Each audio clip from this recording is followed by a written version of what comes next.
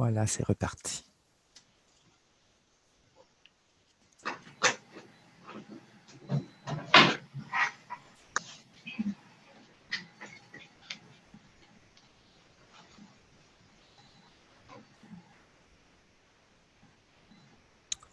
Il est 59. J'aimerais bien que les deux personnes de Laval et Montréal soient là, avant de commencer parce elles se sont inscrites un peu plus à la dernière minute, donc elles devraient être certaines que c'est 10 heures. Mais là, moi, je vois pas beaucoup de... Amélie, non, Amandine, tu es de quel... Du RQDS. Ah, OK. Fort, oui. Puis la personne de l'Outaouais, voilà. Elle était là tout à l'heure. Jessica. Elle devrait revenir. Il y a une flèche, Lise, en haut, là, où tu as l'ensemble des caméras. Là, il y a une flèche aussi. Parce que des fois, quand il y a trop de monde, là, on ne peut pas voir toutes les caméras d'un coup. Ah oui, OK, je comprends, oui. C'est bon.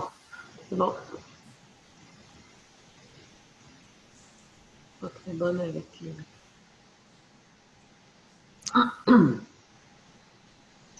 Est-ce que c'est la première fois, Lise, que tu utilises Zoom? Non, non, c'est pas la première fois, mais j'ai toujours été participante. Là. Oui, C'est pas moi qui gère le système, donc on se l'approprie moins dans ce temps-là. Hein? On tout se à laisse fait. On est guider. passif. Oui, c'est ça, on est plus passif, puis on... Hmm.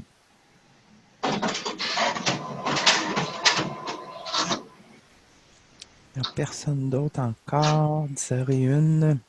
J'attends une minute encore. Ah Là. oui, on peut attendre. Là, c'est pas...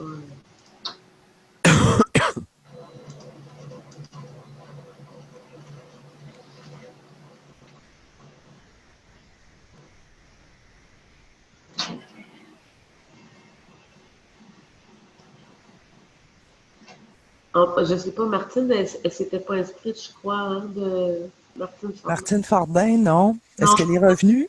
oui, elle est revenue, mais ça l'a tellement mis en retard là, Ben oui. de partir subitement, puis donc elle a priorisé d'avancer sur ses retards.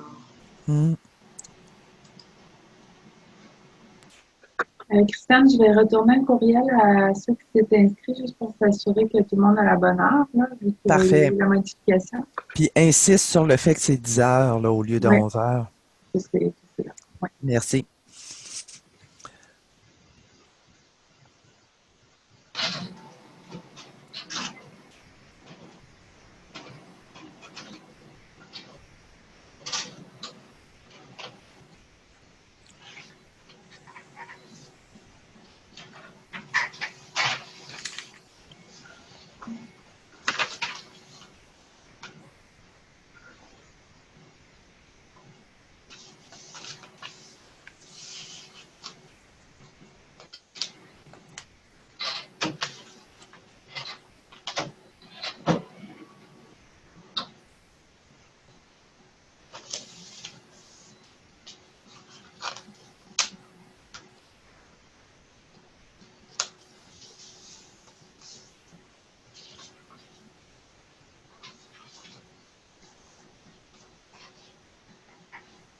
Mais là, si jamais, par à tout hasard, les gens d'autres régions se joignent pas, nous, là, toutes les personnes qui sont autour de cette table, on connaît le contenu et les outils.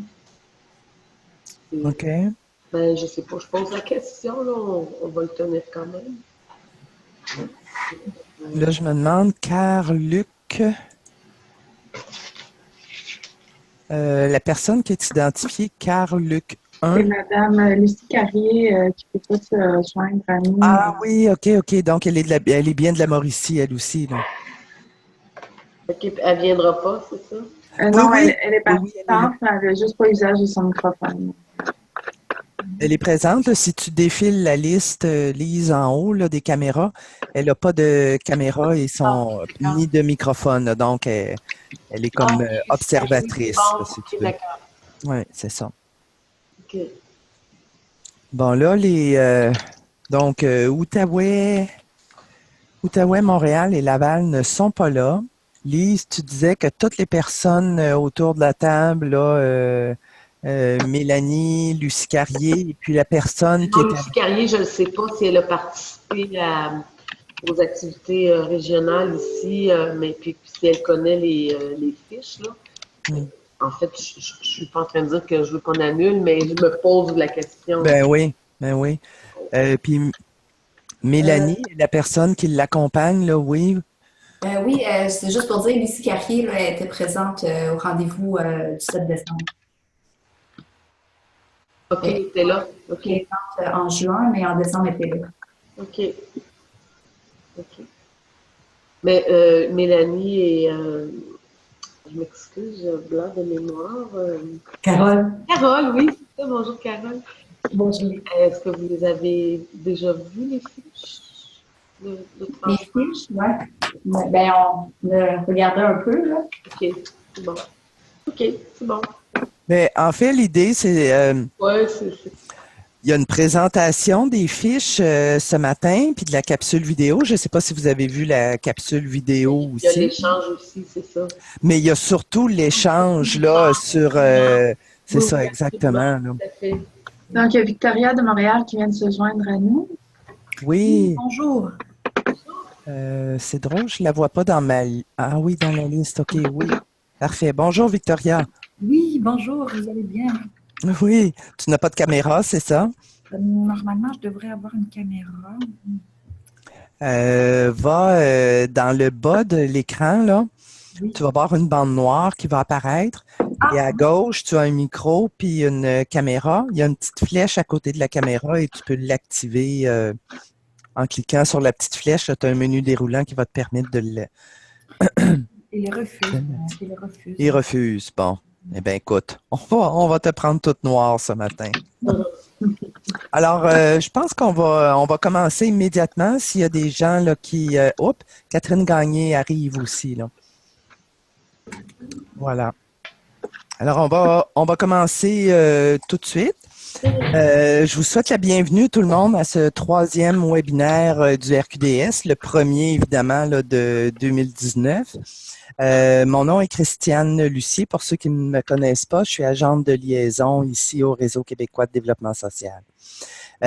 Juste pour être sûr que tout le monde est à la bonne place, ce matin, c'est un webinaire qui va porter sur la valorisation des résultats de l'analyse du deuxième plan de lutte contre la pauvreté.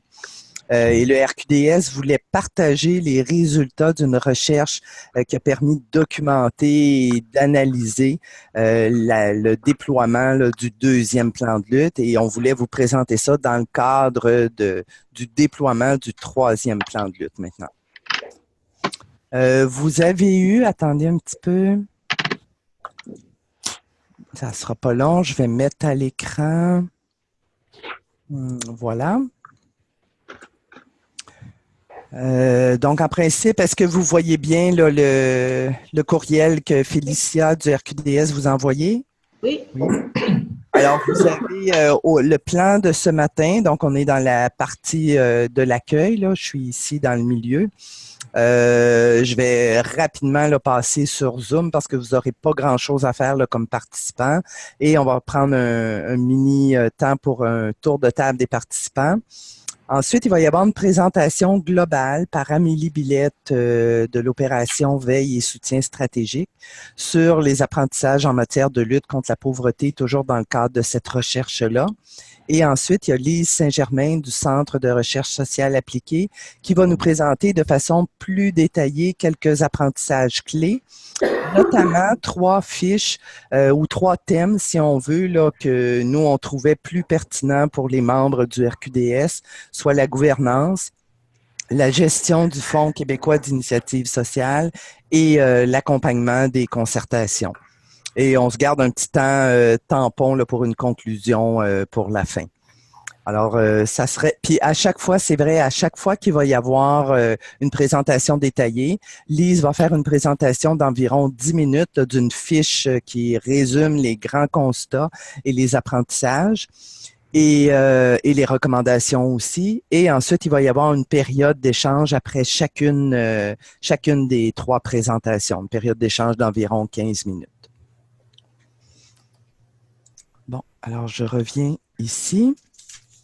Donc, pour ceux et celles d'entre vous qui ne sont pas, celles en fait, qui ne sont pas familières avec Zoom, c'est très, très facile. Vous avez les caméras dans le haut de l'écran. Il y a une flèche, là, soit à droite, soit à gauche, qui vous permet de bouger les caméras et de voir l'ensemble des participants.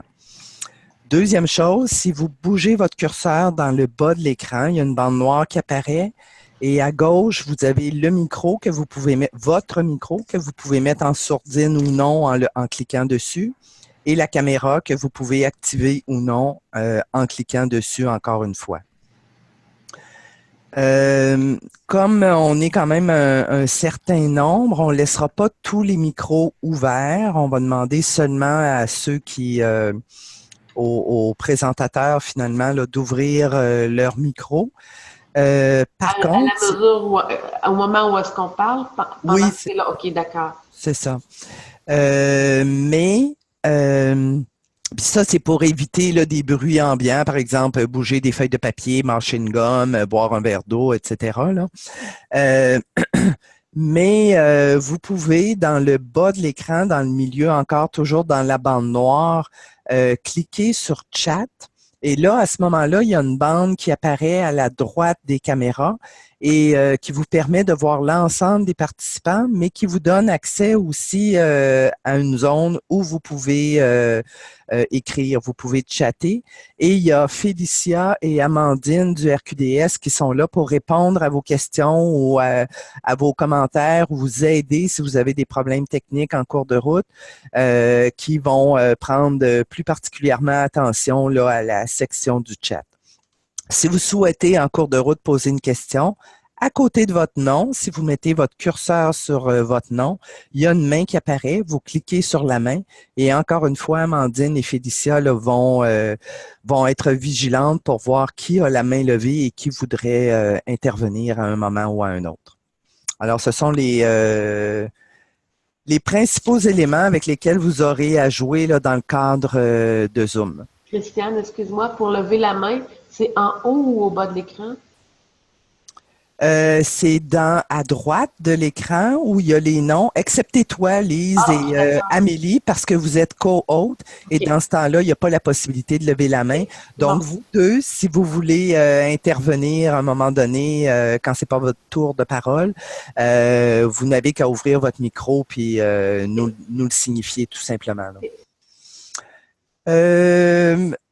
Aussi, j'enregistre la rencontre de ce matin. On avait annoncé que c'était à l'interne, mais compte tenu de l'intérêt de la présentation de ce matin, on souhaiterait pouvoir la diffuser un peu plus largement. Donc, l'envoyer à nos membres qui, eux, pourraient le diffuser à leurs propres membres. Et je voudrais savoir s'il y a des gens ce matin là, qui s'objectent à ce qui sera dit durant la rencontre de ce matin là, soit diffusé plus largement là, qu'aux participants de ce matin. Ça irait pour tout le monde? En tout cas, si jamais en cours de réunion, vous vous rendez compte que vous dites un propos que vous aimeriez qu'il ne soit pas rediffusé, ben n'hésitez pas à la communiquer avec Félicia aux communications qui pourra vous répondre là-dessus. Là. OK, alors on serait rendu un petit tour de table. Je le veux très rapide, simplement nommer votre nom et l'organisation et la région d'où vous provenez. Pardon. Alors, je vais nommer les personnes pour qu'on sache à qui c'est le temps de parler. Alors, je vais commencer avec Lise Saint-Germain. Lise, tu peux ouvrir ton micro. Oui, bonjour. Alors, Lise Saint-Germain, Centre de recherche sociale appliquée.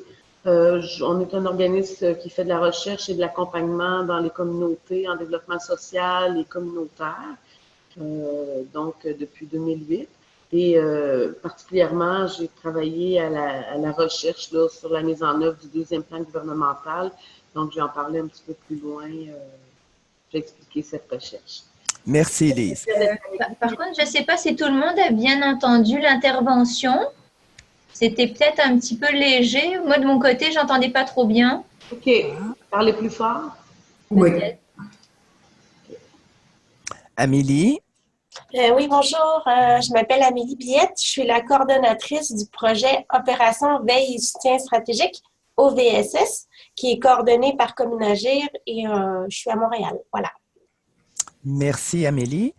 Félicia, Oui, bonjour, Félicia Bouliane. Je suis responsable des communications pour le RQDS. Si jamais vous avez des questions, n'hésitez pas. Amandine. Son. Amandine, ton micro. C'est le danger quand on ferme les micros de l'oublier. Excusez. Donc, oui, donc moi, c'est Amandine Timon. Donc, je suis adjointe administrative du RQDS. Puis, même chose, je suis là pour le support. Je regarde le chat et les mains levées. Parfait. Mélanie et Carole maintenant. Oui, bonjour, Mélanie Lafrenière au Consortium en développement social de la Mauricie.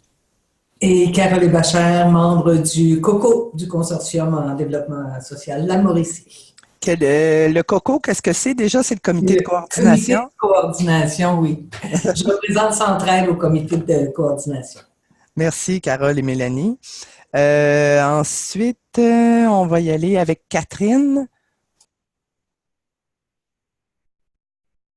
Catherine, il faudrait que tu ouvres ton micro. Ah, tu n'as peut-être pas la possibilité. Oui. Vous m'entendez? OK. Oui, très bien, Catherine. OK. Donc, Catherine, moi, je suis à la ville de Laval. Oui, merci. Et Catherine est la représentante là, de Laval au RQDS. Ensuite, il y a Carlu, ça c'est qui déjà, non? Excusez-moi, j'ai oublié. C'est Mme Lucie Carrier qui n'a pas Ah oui, c'est ça, qui n'a pas accès. Mais Donc, elle a écrit ici sur le côté qui est au développement social Shawinigan. merci beaucoup. Et Victoria, tu peux ouvrir ton micro. Ça ne marche pas. Oui, ça marche, Victoria. Ah oui, ça marche. Alors, Victoria Relano, je suis coordonnatrice du Forum régional sur le développement social de l'île de Montréal, un organisme de concertation qui concerte les acteurs sociaux dans la région de l'île de Montréal. Parfait, merci, Victoria. Christiane, je m'excuse. La personne de Laval, Oui. comment elle s'appelle, là?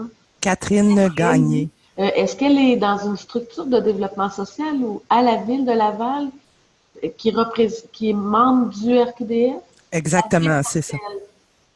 Ben, nous, à Laval, on a mis sur pied une politique régionale de développement social. Okay. C'est sûr que c'est particulier une municipalité, mais en fait, on a internalisé tous les mandats régionaux de la CRE quand la CRE s'est dissoute. Fait qu'on a toute une division du développement social à la ville de Laval. Fait qu'on a beaucoup de mandats régionaux, mais notre politique régionale, là, ça regroupe l'ensemble des acteurs, actrices en développement social de la région de Laval, qui est aussi la ville de Laval. OK, je comprends bien. Merci. À Laval, c'est unifié quand même. Oui, c'est ça, exactement. Oui. Alors, est-ce que j'ai oublié quelqu'un? Je ne crois pas. OK. Il y a peut-être Monique Côté là, qui va s'ajouter en cours de rencontre, la directrice générale du Réseau québécois de développement social. Elle a une autre réunion en début d'avant-midi, mais elle aura peut-être le temps de se joindre à nous. Et il y avait d'autres personnes inscrites qui se joindront peut-être un peu plus tard. Là, on a changé l'heure et il est possible là, qu'elle n'ait pas vu le changement d'heure. Donc, je passerai maintenant le micro à Amélie qui va nous faire une présentation un petit peu plus globale de la recherche comme telle. Bonjour à tous. Donc, moi, je voulais juste dire un petit mot sur l'OVSS. Donc, l'opération Veille et Soutien stratégique, c'est un projet collectif de mobilisation de connaissances qui est né à une époque de grand chamboulement, là, 2014-2015, pour le développement des communautés. Ça a été une période charnière importante. Puis, il y a eu une mobilisation d'acteurs qui se sont dit, ah, ben, ça vaut la peine de documenter ou vraiment porter un regard, mobiliser de la connaissance utile pour les acteurs en développement des communautés. Puis depuis, ben c'est ça, je suis la nouvelle coordonnatrice. Et quand est arrivé le nouveau plan gouvernemental de lutte à la pauvreté, donc le PAGIEPS, en fait, le nouveau guide de mise en œuvre des alliances de lutte à la pauvreté. En mai dernier, le VSS s'est penché là-dessus et s'est dit quelle information ou quelle connaissance les acteurs ils bénéficieraient qu'est-ce qui mériterait d'être documenté. Bref. Puis on s'est dit que peut-être ce serait intéressant de se rappeler un peu l'expérience collective qu'on a vécue lors des dernières alliances de la solidarité. On est tombé sur la recherche qui a été menée par le CRSA, l'INRS et l'UQO en 2014, qui était une recherche qui évaluait un peu l'expérience de mise en œuvre de ces alliances à l'échelle de 5 régions du Québec. Donc, c'est la Naudière, Mauricie, les Laurentides, le Bas-Saint-Laurent, Centre du Québec et Côte-Nord. C'est 6 régions, oui. C'est ça. Donc, c'est vraiment la recherche auquel elle a participé. Et puis, on s'est dit, ce serait intéressant, parce que c'est quand même une grosse brique, on s'est dit, on va tirer de ça des fiches thématiques d'apprentissage. Donc, des grands apprentissages qu'il ne faut pas oublier pour la nouvelle mise en œuvre de ces nouvelles alliances-là de lutte à la pauvreté. Donc, c'est dans ce sens-là qu'on a créé ces fiches, donc toujours en collaboration avec le CRSA, bien sûr. Donc, mettre en valeur les résultats de la recherche, c'était vraiment notre but. Donc, on a créé des fiches d'apprentissage de quelques pages là, sur différents thèmes. Il y a la gouvernance, il y a la gestion du Fonds québécois d'initiative sociale, donc la gestion du KISS. Il y a tout ce qui concerne l'accompagnement des milieux. Puis, il y en a 2 autres aussi qui concernent la vision de la pauvreté. Puis, le dernier, c'est la participation citoyenne. Aujourd'hui, on va se concentrer sur 3 d'entre eux, 3 thèmes. Donc, on a choisi ceux qui étaient peut-être plus actuels à ce moment-ci, mais bien sûr, vous aurez accès à l'ensemble de ces fiches-là. Là, on va parler de gouvernance, de gestion du KISS puis de l'accompagnement, plus particulièrement. Puis, aussi pour présenter un peu cette initiative-là, on s'est dit que ce serait bien d'avoir un autre type d'outil. Donc, on s'est tourné vers une boîte de réalisation vidéo, puis on a demandé à un membre du CRSA de présenter un peu les fiches, puis présenter un peu le contexte aussi là, de cette recherche-là à l'époque, puis bien sûr, le contexte de déploiement des alliances et de la lutte à la pauvreté, il a changé. Depuis le PAC-6 à l'époque, c'était 2010-2015, les CRE jouaient un rôle important à cette époque-là. Donc maintenant, il n'y en a plus de CRE, hein, vous êtes bien au courant. Donc, tout ça fait en sorte que il y a des nouvelles alliances à créer, il y a de nouveaux partenariats, il y a de nouveaux rapports de force aussi à établir. Donc, tout ça fait en sorte que la lutte à la pauvreté, on a des choses à se rappeler, mais aussi des choses à adapter au nouveau contexte. Donc, avant tout, peut-être qu'on pourrait présenter la vidéo, Christiane? Oui, parfait. Donc, je vais partager ça. Merci. Avant, je vais peut-être juste saluer Mme Gay qui vient de se joindre à nous pour la rencontre. Mme Gay qui est de? De la Mauricie. Oui, parfait, merci. Donc, on est prêt pour la vidéo, Amélie? Vous me direz si le son est bon. Je m'appelle Marie-Catherine. Je travaille pour le Centre de recherche. On n'entend pas. Hop. Vous entendez pas le son? Non. Comment on fait pour faire entendre le son à tous? Oh, c'est la première fois que je fais ça, là. Il n'y a personne qui entend? En fait, on entend minimalement. Là, si tu lèves le son de ton ordinateur, possiblement qu'on... Il est presque au maximum. Je recommence. Je le mets au maximum. Sinon, Christiane, il faudrait peut-être retirer ton casque pour que le son puisse prendre. Faire un essai.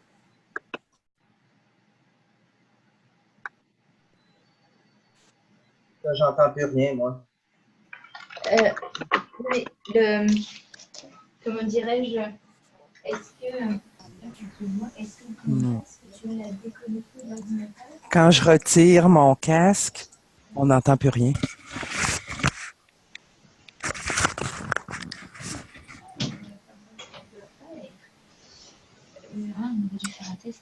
Bon. Là, écoutez, je suis complètement embêté. Là, je ne sais pas comment faire. Ce qu'on peut peut-être faire, Amélie, je sais pas si on pourrait le présenter plutôt à la fin, puis on va essayer de voir entre nous comment est-ce qu'on pourrait comment est-ce qu'on pourrait faire entendre le son à tous, là. Mais sinon, Christiane, la vidéo dure 2 minutes 11. On pourrait peut-être mettre en stand-by, juste fermer tous nos micros, aller tous regarder la vidéo de notre côté et puis on revient. Il faudrait que Félicia envoie à tous Le lien. Le lien. Félicia, est-ce que tu l'as, le lien? Non, mais donnez-moi une petite seconde, je vais essayer de trouver ça. Je peux te le copier et te l'envoyer tout de suite. Ou tu peux oui, ou copier directement dans le chat. Pardon? Oui, tout à fait. Dans le chat, il peut être mis dans le chat, le lien. Parfait, je vais le mettre tout de suite. Bon. Everyone.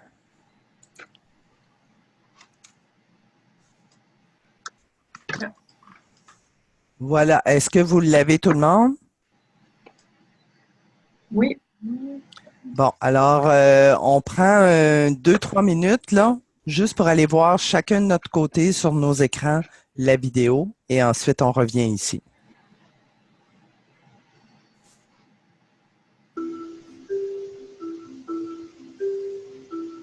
Je m'appelle Marie-Pierre Fondier. Je travaille pour le Centre de recherche sociale appliquée, le CRFA. C'est un OBNL de recherche et d'évaluation.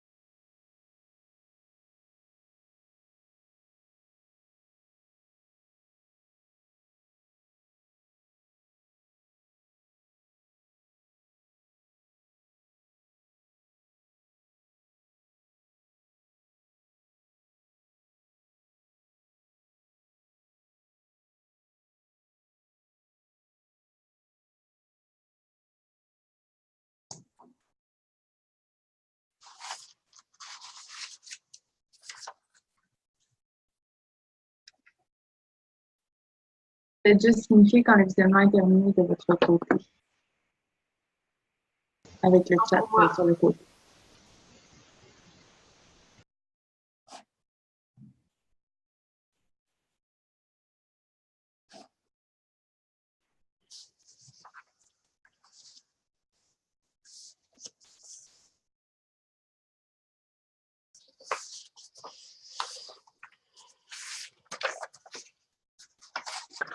Je pense que tout le monde est terminé.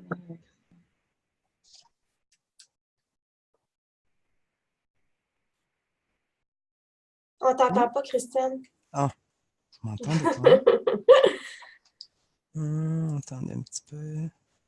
Pourtant, mon micro est ouvert. Oui, là, on t'entend. OK, OK. Pardon. Donc, désolé pour ces petits problèmes techniques, là. C'est la première fois là, qu'on essayait une vidéo, mais je me souviens que dans d'autres circonstances où je n'étais pas animatrice, il fallait que chacun aille voir la vidéo de son côté. Amélie, est-ce que tu aurais quelque chose à ajouter à la suite du visionnement de la vidéo? Non, je crois pas. Mais en fait, le message important, c'est se dire, ben, on a déjà une expérience, tu sais, puis on a déjà vécu ces processus collectifs de lutte à la pauvreté. Donc, tu sais, misons un peu sur ces grands apprentissages-là. C'était un peu le message que livrait Marie-Pierre. Puis par la suite, ben, ce qu'on a prévu, c'est d'aborder un thème, puis ensuite en discuter avec vous, puis ensuite aborder un autre thème. Donc, on commencerait avec la question de la gouvernance territoriale. Avant de parler des apprentissages, Lise, je me permets quelques mots sur les constats sur la gouvernance dans les processus entre 2010 et 2015. Donc, des constats qui sont retirés de la recherche. Ce qui est à retenir, en fait, c'est qu'il y a eu une volonté là, du gouvernement de décentraliser les pouvoirs vers les CRI, donc vers les régions, pour constituer ces nouvelles alliances de lutte à la pauvreté. C'était fait dans un esprit de co-construction, puis ça donnait la place vraiment à avoir une approche territoriale, donc une approche par région. C'était un appel à faire ensemble, donc de rassembler différents acteurs concernés par la lutte à la pauvreté, puis de différents secteurs, bien entendu, éducation, santé, services sociaux. Donc, ça ne change pas tant de la nouvelle version du plan actuel. Mais ce qui a été constaté, c'est que les processus régionaux ont fluctué selon deux grandes logiques, là, entre une première qui était plus verticale, donc top-down, puis une seconde plus horizontale de participation des communautés. Puis ça variait dans le temps, puis ça variait de région à une autre aussi, là, selon différents paramètres.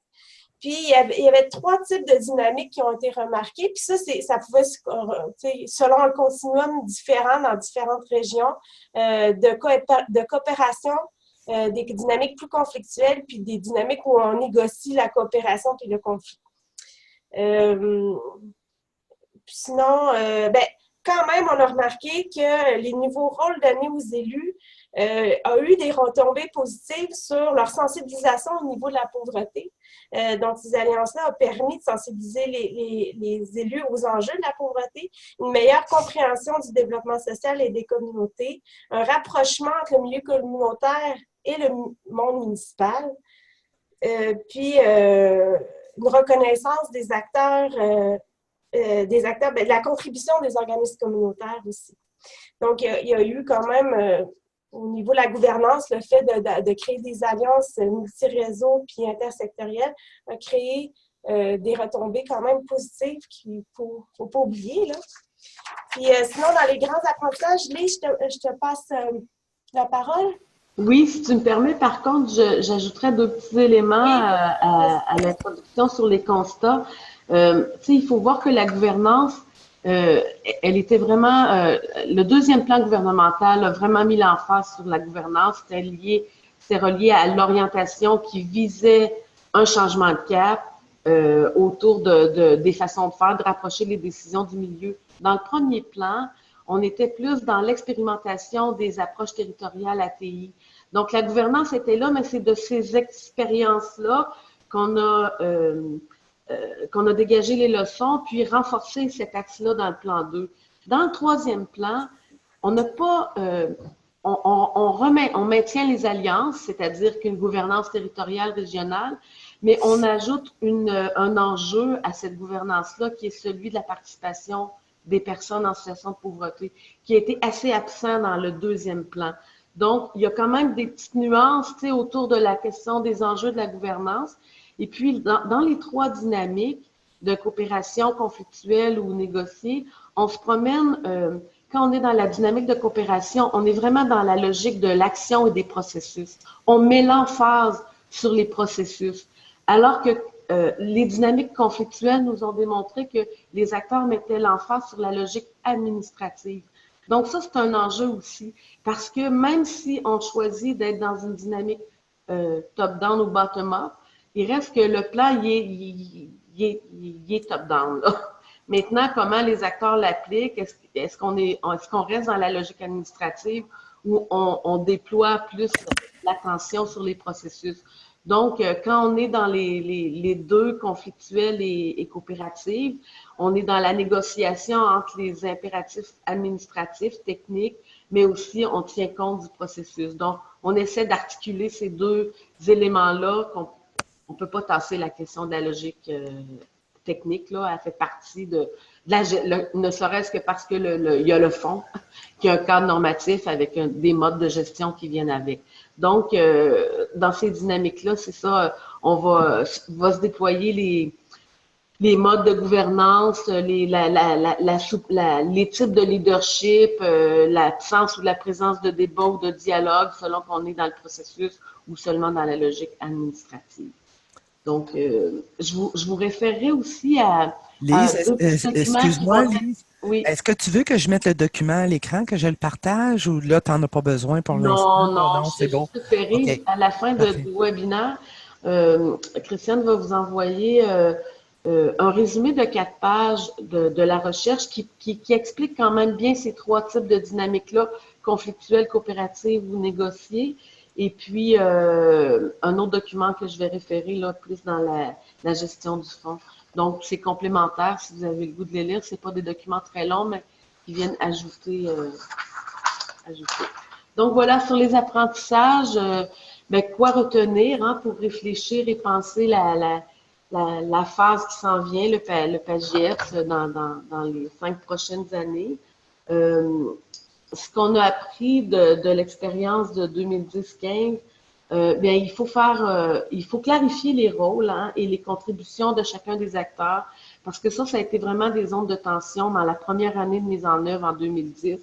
Qui fait quoi? C'était pas très clair les rôles de chacun. On n'a pas pris le temps de bien définir ça. Donc, au moment où est-ce qu'on démarre, même le choix des structures, c'est important de prendre le temps de faire les débats autour de ça, qui sont les mieux placés, qui sont les acteurs qui connaissent les milieux, qui a l'expérience. Donc, vraiment comme bien cerner les réalités, les pouvoirs, les marges de manœuvre aussi qu'on peut avoir et les réalités de chacun des territoires. Donc, c'est ce qui détermine un peu la capacité d'agir de chacun, mais il faut prendre le temps de bien clarifier ces rôles-là, de bien les définir parce qu'il y a beaucoup d'acteurs, c'est quand même assez complexe.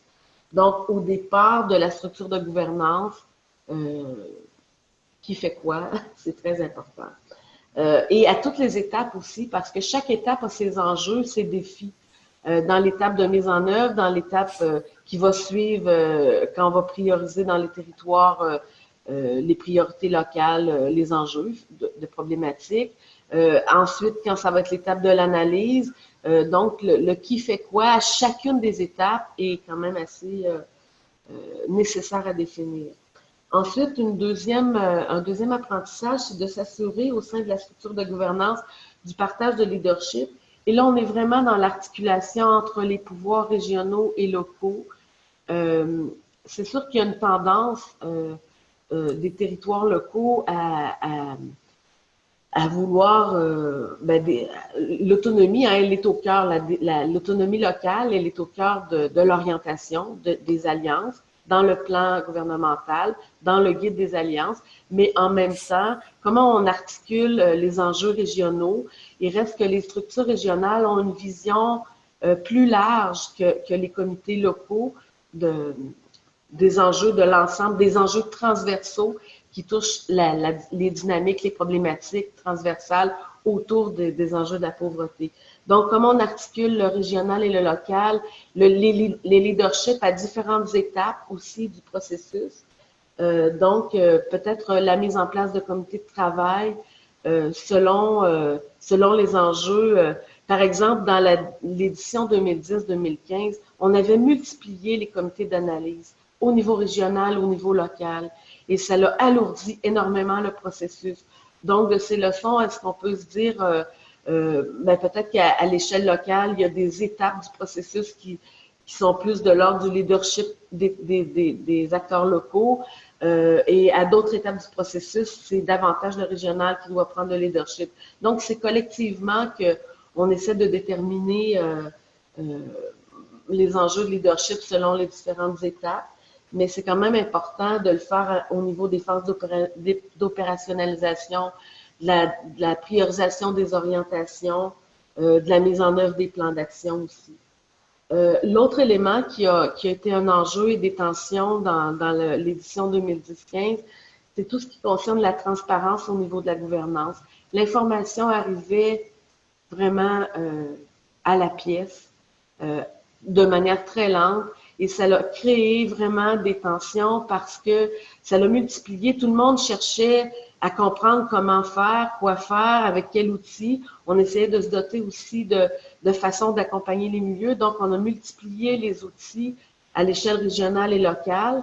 Et ça produit de l'incohérence, en fait, dans l'ensemble des outils. Et l'accompagnement au niveau ministériel est arrivé tardivement. C'est ce qui fait que les milieux sentaient la nécessité de s'organiser. Mais en fait, dès qu'on a l'information, il faut la partager le plus rapidement possible. Et nous, ce qu'on dit, c'est mettre de manière transparente les enjeux sur la table, même si ce sont des enjeux qui risquent de générer des tensions. Par exemple, il y a des enjeux qui sont punch, là, on le sait, la répartition de l'enveloppe d'argent. C'est un enjeu. La représentativité des acteurs autour des comités directeurs, des comités décisionnels, des comités d'analyse. Donc, ce sont des moments clés d'information où qui décide, comment on décide, par quel processus on décide ça. Donc, il faut bien clarifier et laisser les outils le plus possible. Ben, nous, on se dit, quand on a fait la recherche, on allait sur les sites, on a fait beaucoup de veille sur les sites Internet d'écrit, et plus l'information était facile, accessible, disponible, moins on a vu de tensions dans les territoires tout au long des processus. Parce que on peut poser les questions quand on a l'information, on peut clarifier et on peut ouvrir des débats, des dialogues et créer des espaces de négociation aussi. Donc, prévoir aussi dans le quatrième élément d'apprentissage, prévoir les mécanismes souples et simples en ce qui a trait à la chaîne de consentement. Donc, dans la deuxième édition, on a laissé les territoires et les régions un peu à elles-mêmes l'écrire. Chacun fait comme il veut. Ça a donné une diversité d'approches et de façons de faire. On voit à travers ça la créativité des régions, l'originalité, et chacun a fait aussi à partir de sa propre culture, de ses propres logiques d'action. Tout le monde partait pas au même point de départ avec la même historicité. En termes de concertation, en matière de partage de leadership, d'action concertée. Donc, en même temps, on a essayé d'articuler le local, le régional et le national, mais ça a donné comme résultat qu'on a multiplié la chaîne de consentement,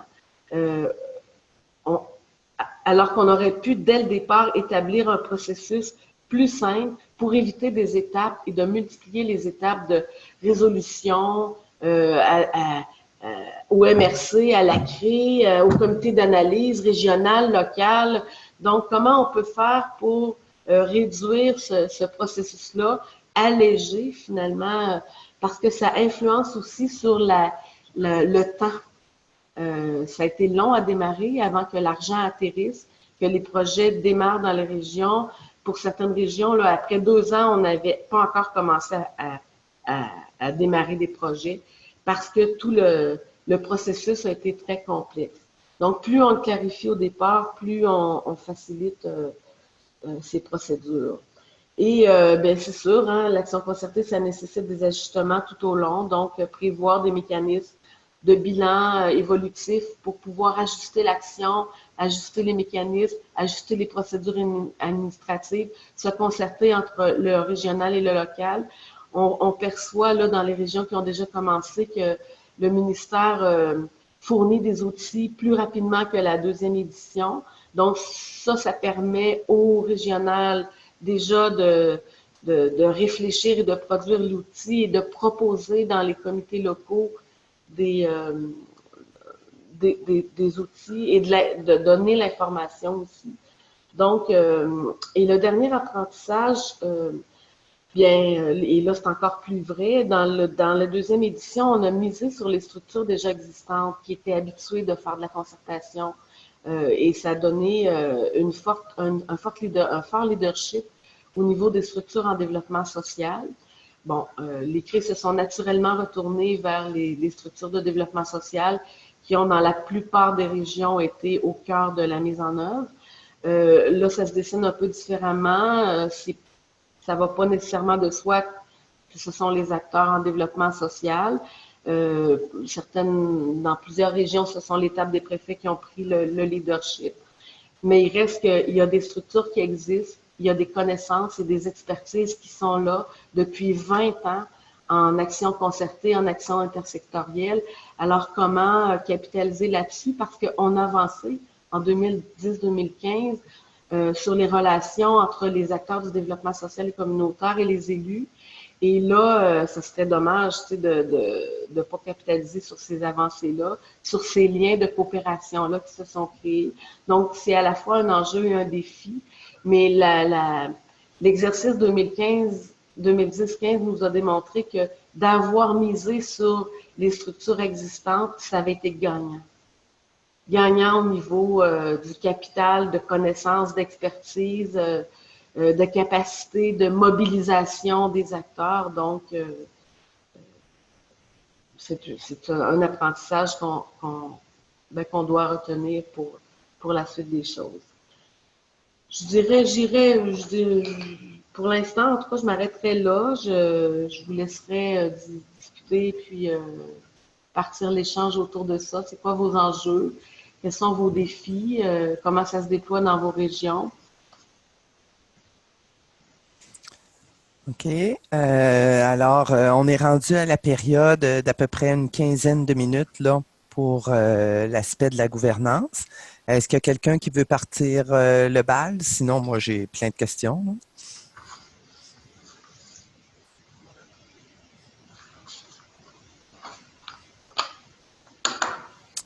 Vous levez la main, je vous rappelle, vous levez la main ou encore vous allez dans le chat pour signifier que vous aimeriez poser une question. En attendant que quelqu'un se manifeste, moi, Lise, j'aimerais savoir, tu as parlé, puis Amélie aussi, là, des 3 types de dynamiques. Lise, tu as dit que dans le cas des dynamiques qui étaient plus conflictuelles ou qui étaient en négociation, l'emphase était mise sur l'aspect administratif. Est-ce que vous avez regardé qu'est-ce qui faisait, quelle était la cause de l'emphase mise sur l'aspect administratif plutôt que sur les actions comme telles ou les processus? Là? En fait, c'est la façon dont on a structuré la gouvernance. Dans les régions où est-ce que ça a moyenne été, puis là, je parle de 6 régions, hein, cette étude-là, c'est pas... le ministère avait aussi fait une étude avec 6 autres régions. Les résultats ne sont pas publics, là, malheureusement. Mais ce qu'on me disait, c'est que c'était sensiblement... il arrivait au même résultat que nous. En fait, c'est la structure qui était concentrée, le pouvoir était concentré au sein des élus, en fait. C'est les régions où est-ce que ce sont les élus qui ont davantage la CRI. Là. Le pouvoir était concentré là. Donc, on était dans une logique très administrative, bureaucratique. Puis aussi, il y avait d'autres éléments. J'ai parlé de ça, mais il y avait d'autres éléments qui faisaient qu'on était dans une dynamique de conflit. L'approche directive du régional par rapport au local. C'est donc l'enjeu de l'autonomie des territoires locaux. C'était là en 2010-15 et c'est encore là aujourd'hui pour les prochaines 5 années. Donc, l'autonomie locale, on voit que les régions qui ont pris en compte les dynamiques locales, les enjeux du territoire pour construire le plan d'action régional, par exemple, ben, elles ont évité des zones de tension importantes. Les régions où est-ce qu'ils sont partis d'orientation régionale et puis qu'on a défini les plans d'action locaux à partir du régional, ça a généré des conflits. Donc, c'est comment on articule ça. Ça, c'était vraiment une cause qui nous amenait vers les conflits. La troisième cause, la représentativité concentrée vers le haut. Bon, dans ce type d'acteurs-là, on a les acteurs institutionnels. Il y a la présence quand même de plusieurs institutions ministères autour des comités. Il y a des acteurs communautaires qui sont plus dans la mise en œuvre, qui sont les promoteurs des projets. Dans l'édition 2010-2015, au début, dans la première année surtout, il y a eu beaucoup de tensions sur finalement qui décide et qui exécute entre les groupes d'acteurs, les élus, les institutions et le milieu associatif. Hein, c'est ça. Donc, comment on associe l'ensemble des acteurs dans l'ensemble des processus de décision? Autant dans les orientations que dans la mise en œuvre des projets. C'est certain que c'est plus le secteur associatif qui est là-dedans, mais comment l'institution peut faciliter, par exemple, la mise en œuvre. Et là, on va croiser avec ça tantôt la gestion du FKIS, parce que il y a un rôle important des institutions au niveau de l'arrimage des fonds pour faciliter la mise en œuvre des projets. Donc, ça, c'est des sources de tension aussi. Autour de la représentativité des acteurs. Il y avait dans certaines régions des concentrations de pouvoir autour de certains groupes d'acteurs. Est-ce qu'on est plus rigide ou est-ce qu'on va dans la souplesse? Est-ce qu'on est prêt à dialoguer, à s'ouvrir, à modifier? Je me souviens de certaines régions où est-ce qu'ils ont en cours de route modifié le comité d'analyse régionale.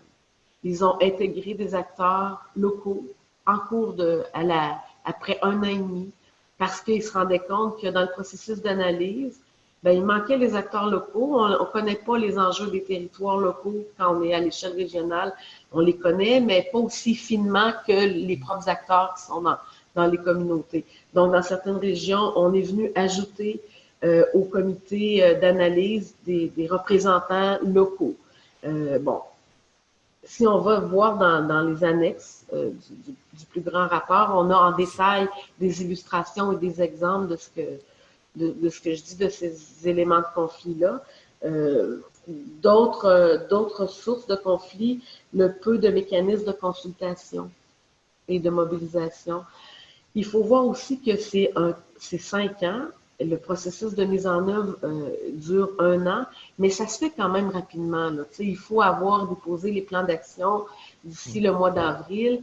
Là, on est en tension entre le processus qui s'inscrit dans le temps long.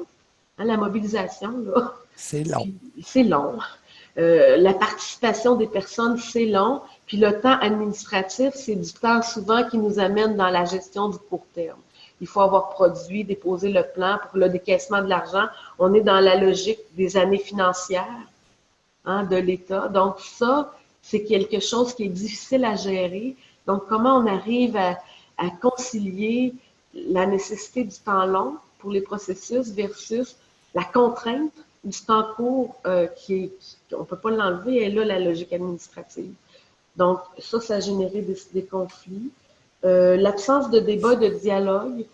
Entre autres, on a choisi de ne pas parler aujourd'hui de la vision de la pauvreté, de cette thématique-là, mais plusieurs acteurs nous ont dit on a manqué au départ, au point de départ, on n'a pas fait le débat sur c'est quoi la vision de la pauvreté, de quoi on parle, puis par quoi on entre là-dessus, ce qui fait que ça a généré plus tard dans le processus, quand il y a eu le moment des priorisations, des enjeux et des débats non faits qui auraient dû être faits plus avant. Donc, ces questions-là, ça a généré des sources de conflit. Donc, je dirais, dans certains modèles, des régions qu'on a étudiées, il y a eu... on est parti au départ avec une région qui était quand même assez concertée au niveau du développement social, puis on a terminé à faire du processus avec une forme de déstructuration du développement social, parce que le processus PACSIS a foutu un peu la pagaille, alors que d'autres régions s'en sont mieux sorties pour toutes sortes de facteurs. Et là, je pourrais vous donner les causes et des mêmes logiques, là, coopération. Si vous allez dans le document résumé, là, peut-être juste avant, pardon, il y a Catherine Gagné de Laval qui avait une question. Je ne sais pas si c'est par rapport au point qu'on vient de passer. Oui, ben en fait, je me demandais parce que nous, on est beaucoup en réflexion sur la gouvernance, puis c'est sûr qu'on on va se coller sur notre politique, sur toute notre démarche de politique, où là, de toute façon, tout le monde a été mobilisé. Puis c'est juste que dans notre gouvernance, le fameux comité d'analyse, on essaie de pas démultiplier les comités, puis de se dire que il y a toute la question du juger parti aussi, là, de pas mettre autour, comme on parlait du local avec le régional, mais j'aimais bien l'idée des comités de travail qui sont concernés. Donc, au lieu d'avoir parce qu'il y a toujours des absents, là, on fait un comité d'analyse, il manque lui, puis là, ben, pour protéger tout le monde, pour être sûr que tout le monde peut faire des demandes de projet sans être mis dans une situation, mais c'est ça, là, plus de juger parti. À ce moment-là, est-ce que le fait à partir des enjeux qu'on a identifiés, de travailler avec les acteurs à des projets, puis d'avoir d'aller chercher l'expertise où elle est, puis après de remonter ça dans un comité d'analyse qui peut être plus restreint, plus institutionnel, mais dans le fond, c'est pas à lui tant le pouvoir de décision, c'est plus un peu comme le côté administratif qu'on est obligé d'avoir là. Comme nous, on est dans ces questions-là, je sais pas si c'est une bonne voie ou si je réponds, là, oui, c'est ça, Christiane? Je réponds? Est-ce que d'autres veulent... Attends un petit peu, c'est parce que mon micro était fermé. Oui, Lise, la question s'adresse vraiment à toi, là. Ou peut-être que d'autres gens ont envie aussi d'échanger sur ce que vient d'expliquer. C'est sur le juge est parti, là, moi, j'ai une vision de ça.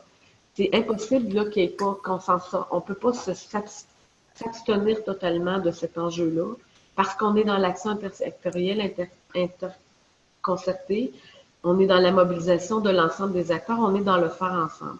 Donc, c'est certain qu'à un moment ou l'autre du processus, on se retrouve avec cet enjeu-là. Comment on l'encadre éthiquement? Pour moi, c'est ça l'enjeu. Quelle balise éthique on vient se donner? Et puis, si au départ, collectivement, on met sur la table les enjeux qui sont des sources, les enjeux, par exemple, la répartition du fonds, par exemple, les critères d'analyse. Si on les discute collectivement, puis qu'on s'entend sur les grandes orientations, tout le monde, tous les juges et parties, ensuite, là, on définit des processus et des procédures collectivement. Bien là, on vient de baliser éthiquement comment on va fonctionner ensuite. Puis là, il y a des comités de travail qui font l'opérationnalisation de ça. Mais, tu sais, pour moi, c'est vraiment, c'est ça, comment, c'est dans le départ, c'est au point de départ qu'on peut trouver les sources de solutions à ces débats-là.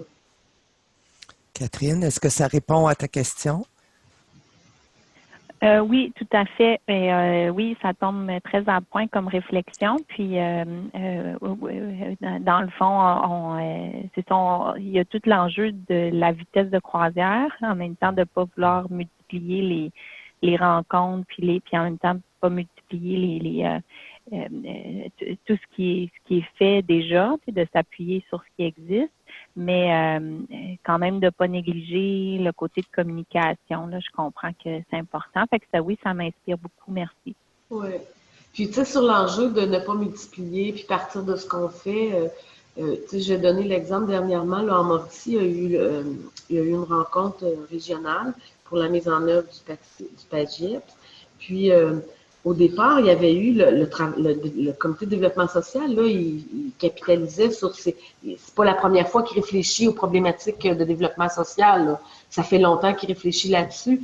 Alors, en partant de ça, c'est quoi l'élément où nous amène l'enjeu du PAGIEPS dans cette réflexion-là, c'est de se dire, à partir des problématiques qu'on a déjà, comment on intègre la lunette lutte à la pauvreté autour des problématiques et puis est-ce qu'il manque des nouvelles problématiques? Eux, c'est ce qu'ils ont fait. Puis je trouve que c'était comme une façon de dire on part pas on refait pas la roue, là, on part de ce qu'on a déjà fait, mais en même temps, il faut avoir une valeur ajoutée à l'action dans le cadre du plan d'action gouvernemental de lutte à la pauvreté. Donc, comment on intègre la réflexion sur la lutte à la pauvreté autour des enjeux qu'on a déjà débattus en développement social. Donc, cette région-là, ils ont fait ce pari-là, puis ça a bien fonctionné dans la journée auquel moi j'ai participé. C'est un exemple là, pour illustrer de comment on peut partir en conjuguant les vitesses de croisière, puis en recommençant pas tout ce qu'on a déjà fait. Avant qu'on passe à la prochaine thématique, je me demandais si Mélanie, tu aurais quelque chose à ajouter là, à la suite du dernier commentaire de Lise sur comment ça s'est vécu là, justement en Mauricie. Oui, ben c'est ça. Entre autres, là, pour les enjeux, comme Lise a bien expliqué, là, on a parti de ça, mais on a parti aussi de à la dernière édition, on avait eu un comité bilan FKIS. Puis il y avait certains irritants qui étaient ressortis. Il y avait des points forts, puis il y avait des points qui faisaient l'unanimité. Puis, dans le fond, dans les irritants, ben, c'est ça, au niveau du processus qui était beaucoup trop long. Au niveau de l'analyse, nous, on avait 4 étapes. Donc, au niveau local, il y avait une analyse. Ensuite, il y avait l'analyse à la CRE. Il fallait passer au comité d'analyse et puis on avait le CA de la CRE. Donc, pour un promoteur, c'était excessivement long. Donc, nous, on est parti de cet irritant-là pour re-questionner tout notre processus par rapport à ça. Puis, on est parti aussi d'un point qui faisait l'unanimité, c'était de l'autonomie des territoires. Donc, ça nous a amené, dans le fond, le 7 décembre, là, au rendez-vous de l'Alliance, à présenter, dans le fond, un nouveau processus qui était en 2 étapes. Puis, c'est ça, vu qu'on a parti aussi des besoins, des priorités au niveau des comités territoriaux, on s'est dit, eux, dans le fond, c'est eux qui connaissent mieux leur réalité dans leur territoire. Donc, ils ont à définir leur gouvernance territoriale. Et puis, c'est eux qui sont mieux placés pour comprendre les enjeux. Donc, la première étape, c'est la recommandation qui passe par les territoires. Puis aussi, il y avait aussi des résolutions des MRC qui étaient demandées là, dans l'ancien processus. Puis, dans l'identification de leur gouvernance, ils devront aussi démontrer de quelle façon ils vont impliquer les élus. Parce que les élus, ce qui était ressorti, c'était un point fort aussi, mais qui pouvait être un irritant aussi dans le processus, ça venait alourdir. Puis, l'objectif, c'est vraiment la sensibilisation des élus. Donc, on s'est dit, on n'est pas obligé de passer par un aspect administratif, mais comment on peut les impliquer directement dans le processus? Est-ce qu'ils peuvent être sur ce comité de recommandation-là dans le territoire? Est-ce qu'on peut aller faire des présentations de nos projets à des séances municipales? Donc, présentement, les comités territoriaux sont en train de réfléchir à leur gouvernance par rapport à ça. La seconde étape, qu'on ne peut pas passer à côté parce que c'est le consortium qui est mandataire ici et central et fiduciaire. Donc, il y a l'aspect qui est redevable au niveau du ministère. Donc, c'est notre comité directeur qui va approuver les projets. Puis, pour bien accompagner les territoires aussi, il va y avoir une ressource qu'on va embaucher éventuellement, puis qui va être en mesure de faire le lien avec les comités territoriaux pour s'assurer qu'on respecte bien les balises là, pour s'assurer quand les projets montent, il n'y a pas d'aller-retour dire « Ah, ben non, ça ne rentre pas, tout ça. » Donc, il va y avoir un accompagnement qui va se faire avec le territoire pour faire en sorte, quand on arrive à la recommandation, ben, les projets vont être approuvés. Merci, Mélanie. Alors, on serait prêt à passer au deuxième thème, qui est la gestion du Fonds québécois d'initiative sociale. Je ne sais pas si c'est Amélie qui commence ou c'est Lise directement. Je peux peut-être juste rappeler les quelques constats. Là. À l'époque 2010-2015, le FKIS, c'était le principal véhicule financier de soutien aux milieux locaux et régionaux liés au PAC-6 à l'époque. C'est encore le cas aujourd'hui avec le PAGIEPS. À l'époque, c'était les CRE, donc les conférences régionales des élus, qui étaient responsables de la gestion de l'enveloppe budgétaire.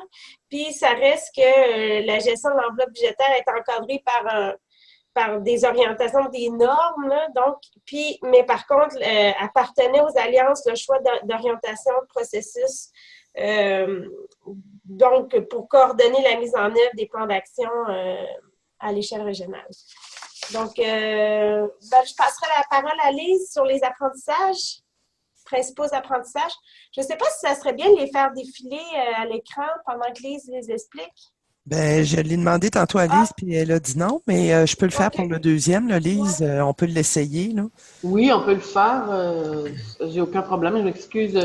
Non, il y a... sans réfléchir à... Ben non, c'est pas grave, mais comme ça, au moins, on va voir de quoi ils ont l'air, ces fameuses fiches. Ça sera pas long. Lise commence à parler, là, puis je vais... D'accord. Donc, l'outil du FKIS, on le sait, c'est pas un outil qui est nouveau. Là. Le cadre, j'ai fait une petite erreur là, on ne peut plus le changer. Là. Les fiches étaient déjà parties à l'informatique. Il n'y a pas un nouveau cadre normatif. C'est le même depuis 2002. Il s'inscrit dans un nouveau contexte. Le FKIS, il a été institué par la loi, justement pour soutenir les initiatives locales. Donc, déjà, la mise en place du FKIS, ça soutient la question d'une logique du développement territorial, des initiatives locales en matière de lutte à la pauvreté dans une perspective de développement territorial.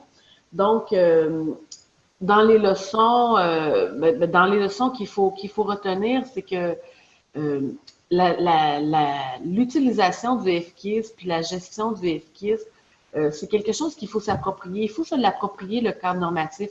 Aller voir, puis déjà mettre sur la table les débats autour des zones floues et des zones d'interprétation.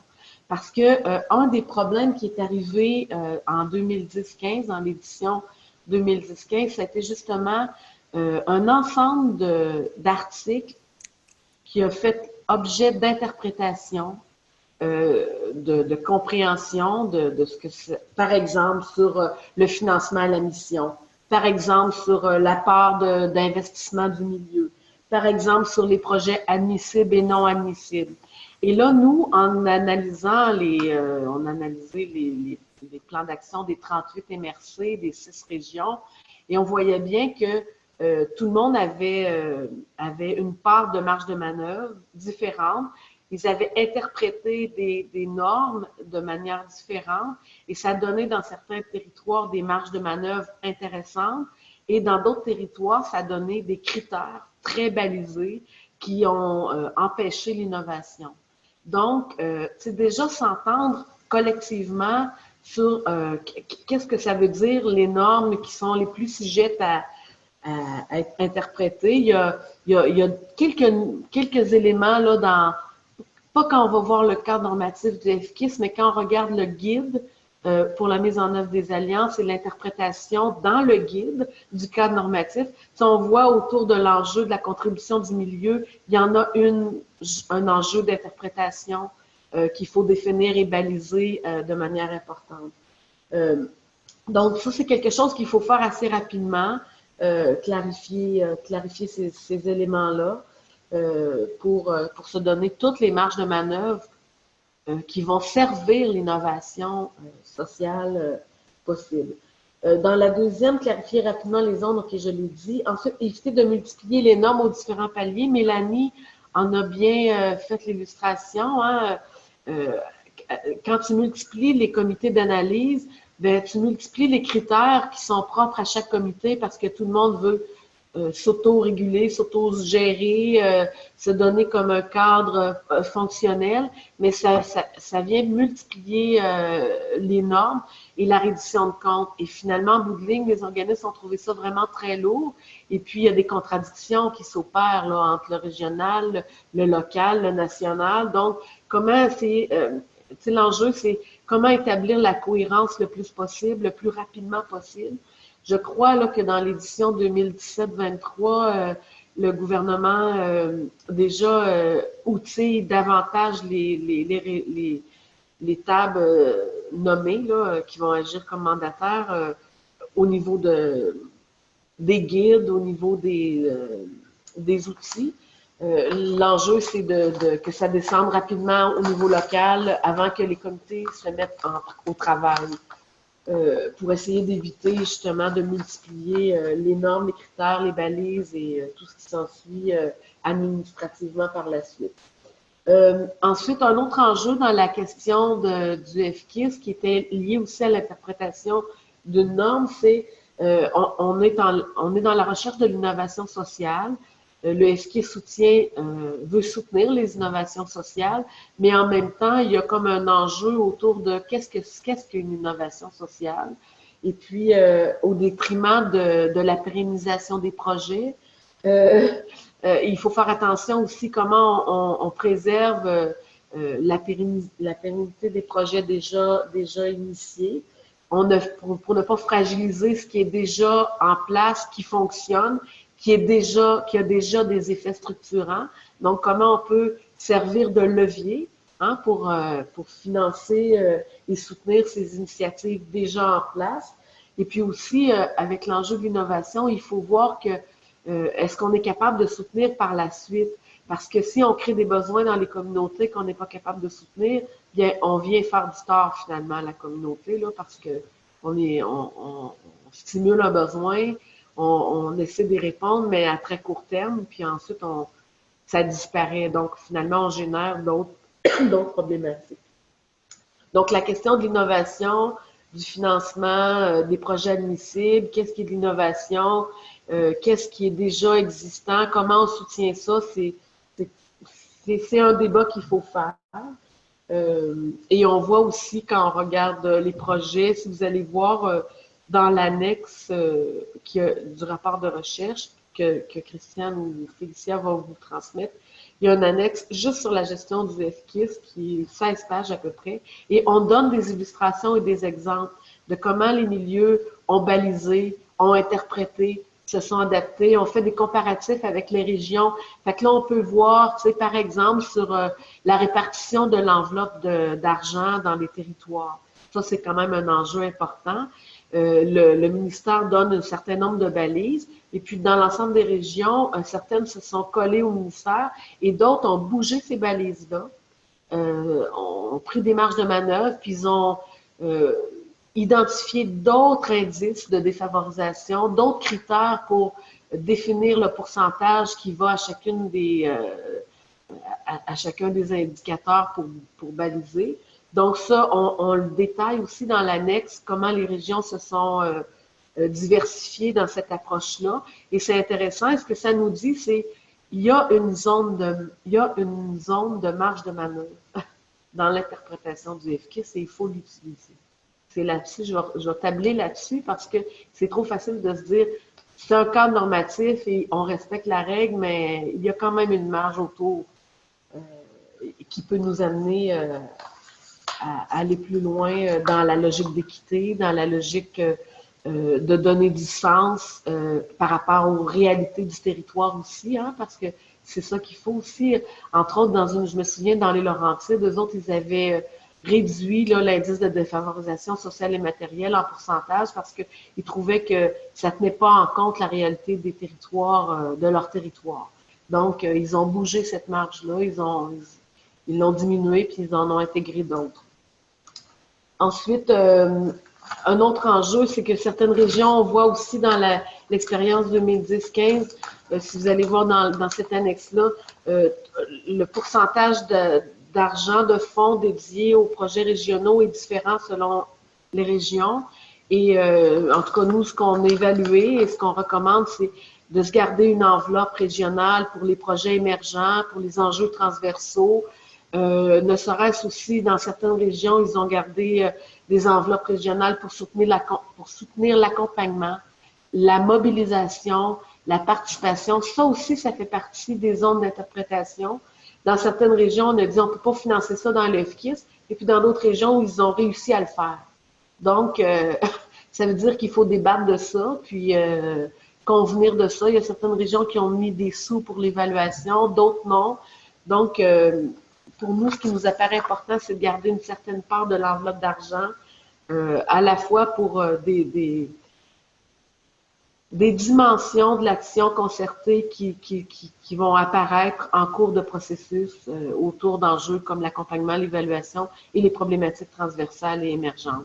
Et moi, entre autres, sur tout l'enjeu de la participation des personnes en situation de pauvreté, il y a une insistance là, beaucoup plus forte dans le plan 2017-23 que dans les autres plans. Et tout le monde ne sait pas trop quoi faire avec ça. Mais il pourrait y avoir des projets régionaux ou même locaux soutenus par le régional pour expérimenter des façons de faire autour de la participation des personnes en situation de pauvreté dans les structures. Mais il faut le prévoir dès le départ. Parce que c'est pas vrai que les organismes ils vont amputer leur enveloppe d'argent pour des projets qui vont être des services directs aux personnes. Pour favoriser la participation à la gouvernance. Alors, il faut le prévoir à d'autres échelles. Et il me semble, en tout cas, qu'à l'échelle régionale, c'est un bon vecteur. Ensuite, une dimension qui était assez absente en 2010-15, c'est l'évaluation de l'impact collectif, là, apprécier collectivement la qualité et les processus. C'est une reddition de comptes très administrative, là, mais en même temps, on nous demande qu'est-ce que ça donne. Mais si on ne prévoit pas de mettre en place les outils d'évaluation qui pourraient facilement s'intégrer, par exemple, dans les formulaires de financement au départ, déjà prévoir des manières de collecter des données sur le processus, ben, ça permet aussi de tirer les apprentissages collectifs, là, de faire des bilans. Donc, mais ça aussi, il faut le prévoir financièrement, à même le fonds, à même l'enveloppe régionale et distribuée, peut-être avant ou après la distribution à l'échelle des territoires. Donc, c'est un enjeu, un débat qu'il faut faire rapidement en début de processus.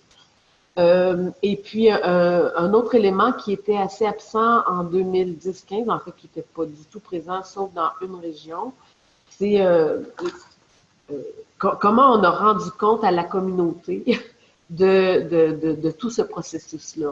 C'est resté finalement assez fermé aux acteurs, là, mais ça pourrait être une occasion de mobilisation de la population autour de l'enjeu de la pauvreté si on trouvait des façons de rendre publique cette mobilisation-là et ce que ça donne et ce qu'on fait sur le 5 ans.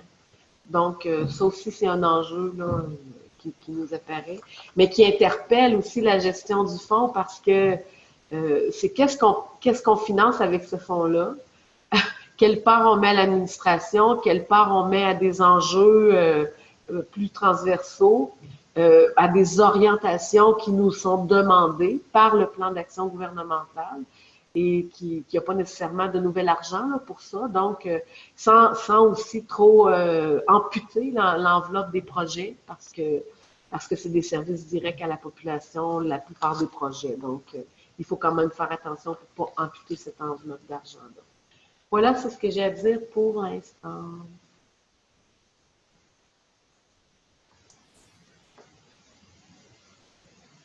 On t'entend. OK, voilà, oui, c'est ça. Là, il y avait comme 2 endroits pour cliquer, puis il y en a un qui n'a pas fonctionné, le premier que j'ai essayé. Merci, Lise, pour cet éclairage intéressant. Est-ce qu'il y en a? Je vais arrêter de partager le document pour qu'on voit bien le chat. J'aimerais savoir s'il y en a qui ont des questions, commentaires à la suite de la présentation de Lise. Moi, il y a quelque chose qui me titille, Lise, dans le 3e plan. Est-ce que tu sais comment est-ce que c'est nommé la répartition ou comment est-ce que c'est libellé la répartition régionale, locale? Est-ce qu'il y a obligation de réserver des sous? C'est laissé à la discrétion? C'est négociable? Je n'ai pas par cœur en tête, mais je relancerai Mélanie parce que vous êtes là-dedans actuellement. Mélanie, est-ce que tu peux m'aider à la mémoire de ça? Qu'est-ce que dit le guide des alliances et le plan là-dessus? Je l'ai pas en tête. Il n'y a pas rien qui est indiqué là-dessus. La seule chose qui est indiquée dans l'enveloppe que chacun des territoires reçoit, c'est un montant de 360 000 au maximum au niveau de la gestion, des frais de gestion. C'est 70 000 par année. C'est la seule chose qui est nommée. Sinon, c'est aux régions à définir comment ils répartissent leur somme. Nous, ici, en Mauricie, dans le fond, on part aussi des points forts. Un point fort, c'était le mode de répartition. Donc, nous, on avait une répartition qui était faite dans chacun des territoires, puis on avait aussi une répartition, on avait un montant au niveau régional. Au régional, ça représentait 10 de notre enveloppe. Puis, ce qu'on s'est rendu compte, c'est pas tellement. Puis surtout que nous, justement, au niveau d'évaluation, on pense faire quelque chose au niveau régional. Donc, on a sondé nos territoires pour voir si on pouvait, dans le fond, comment c'était accueilli le fait d'augmenter la portion régionale. Et puis, dans le fond, là, on est en train de regarder avec des partenaires au niveau, entre autres, du CIUS, du MAMACH, le ministère des Affaires municipales, puis Service Québec aussi pour le mode de répartition, là, les critères là, qui avaient été regardés là, pour faire notre calcul. Donc, au niveau régional, on pense augmenter un peu parce qu'on va traiter d'évaluation. Dans le deuxième plan, il y avait des balises un peu plus définies sur la répartition, dans le sens que le ministère proposait un pourcentage pour le montant de base, là, puis un pourcentage pour l'indice de défavorisation matérielle et sociale. Puis ensuite, les régions ajoutaient ce qu'ils voulaient. Là, il n'y a rien, je pense, c'est ça. Hein? Il n'y a aucune balise. Donc, la plupart des régions vont essayer de repartir de ce qu'ils ont fait, mais il y a plusieurs régions aussi qui n'ont pas nécessairement les traces là, de ce qui avait été fait avant. Ça dépend. Puis, dans plusieurs régions, on sait que ce sont les tables de préfets là, qui sont mandataires. Est-ce que, Lise, parce que nous, on est tous des convaincus, là, mais est-ce qu'il est prévu une rencontre avec des élus de quelques régions pour présenter ces constats-là puis les apprentissages? Ben moi, en tout cas, j'ai pas ça à mon agenda, là. Mais c'est vrai que ce serait pertinent, effectivement, de faire ce travail-là. Je sais que on accompagne 3 territoires là, actuellement, nous. Et dans les 3 territoires, il y a cette préoccupation-là. Je sais pas où est-ce que vous en êtes rendu en Mauricie, mais il a été mention, tu sais, de faire une activité autour de la pauvreté, tu sais, parce que les élus, entre autres, ont posé des questions. De quoi on parle quand on parle de la pauvreté? Donc, sur la question de la répartition, je sais pas si c'est eux qui se préoccupent de ça. Je crois que c'est davantage le comité directeur, mais c'est certain que ce sont des enjeux qui méritent d'être discutés, surtout dans les régions où est-ce que ce sont les tables des préfets. Oui, parce que ce qui semble émerger là, pour à peu près la moitié des régions, c'est que les MRC se diviseraient les sommes entre elles. Si, par exemple, il y a 5 MRC dans une région, ben on divise... Mais ça, c'est une méconnaissance tellement grande de les enjeux d'inégalité sociale et de pauvreté, une méconnaissance de qu'est-ce que ça veut dire. Tu sais, il n'y a rien de pire que de répartir une enveloppe également, là. On reproduit les inégalités, là. On vient... OK. Est-ce qu'il y a quelqu'un d'autre qui aurait questions, commentaires sur cet aspect-là? Ça va. Alors, on serait prêt, on est dans les temps, c'est bon. On serait prêt à passer au 3e thème qui est l'accompagnement des milieux. Oui. Donc, l'accompagnement des milieux dans les constats en 2010-2015, il y a vraiment des besoins d'accompagnement qui ont émergé par rapport au processus de mise en œuvre à l'échelle des différentes régions. Là. Donc, c'était des besoins concernant les processus régionaux, locaux, autour de diverses dimensions, la gouvernance, la gestion, l'opérationnalisation aussi. La communication, puis aussi à différents moments dans le processus, à l'égard de la mobilisation, au moment de la production de données, la réalisation de suivi. Donc, il y a eu vraiment des besoins d'accompagnement. Puis, le rôle d'accompagnement a mis en évidence plusieurs enjeux et inégalités dans le déploiement du PAC-6. Donc, les territoires n'avaient pas accès à des ressources. C'était vraiment variable d'un milieu à un autre. Donc, l'expérience, l'expertise, les compétences étaient aussi très variables. Donc, ça a été constaté. Puis les ressources d'accompagnement, c'était très diversifié. Parfois, c'était les organisateurs communautaires des C3S et d'autres ressources des C3S, mais aussi des ressources de consultation là, externes, privées. Puis aussi, les instances de concertation en développement social pouvaient jouer ce rôle d'accompagnement dans certains cas.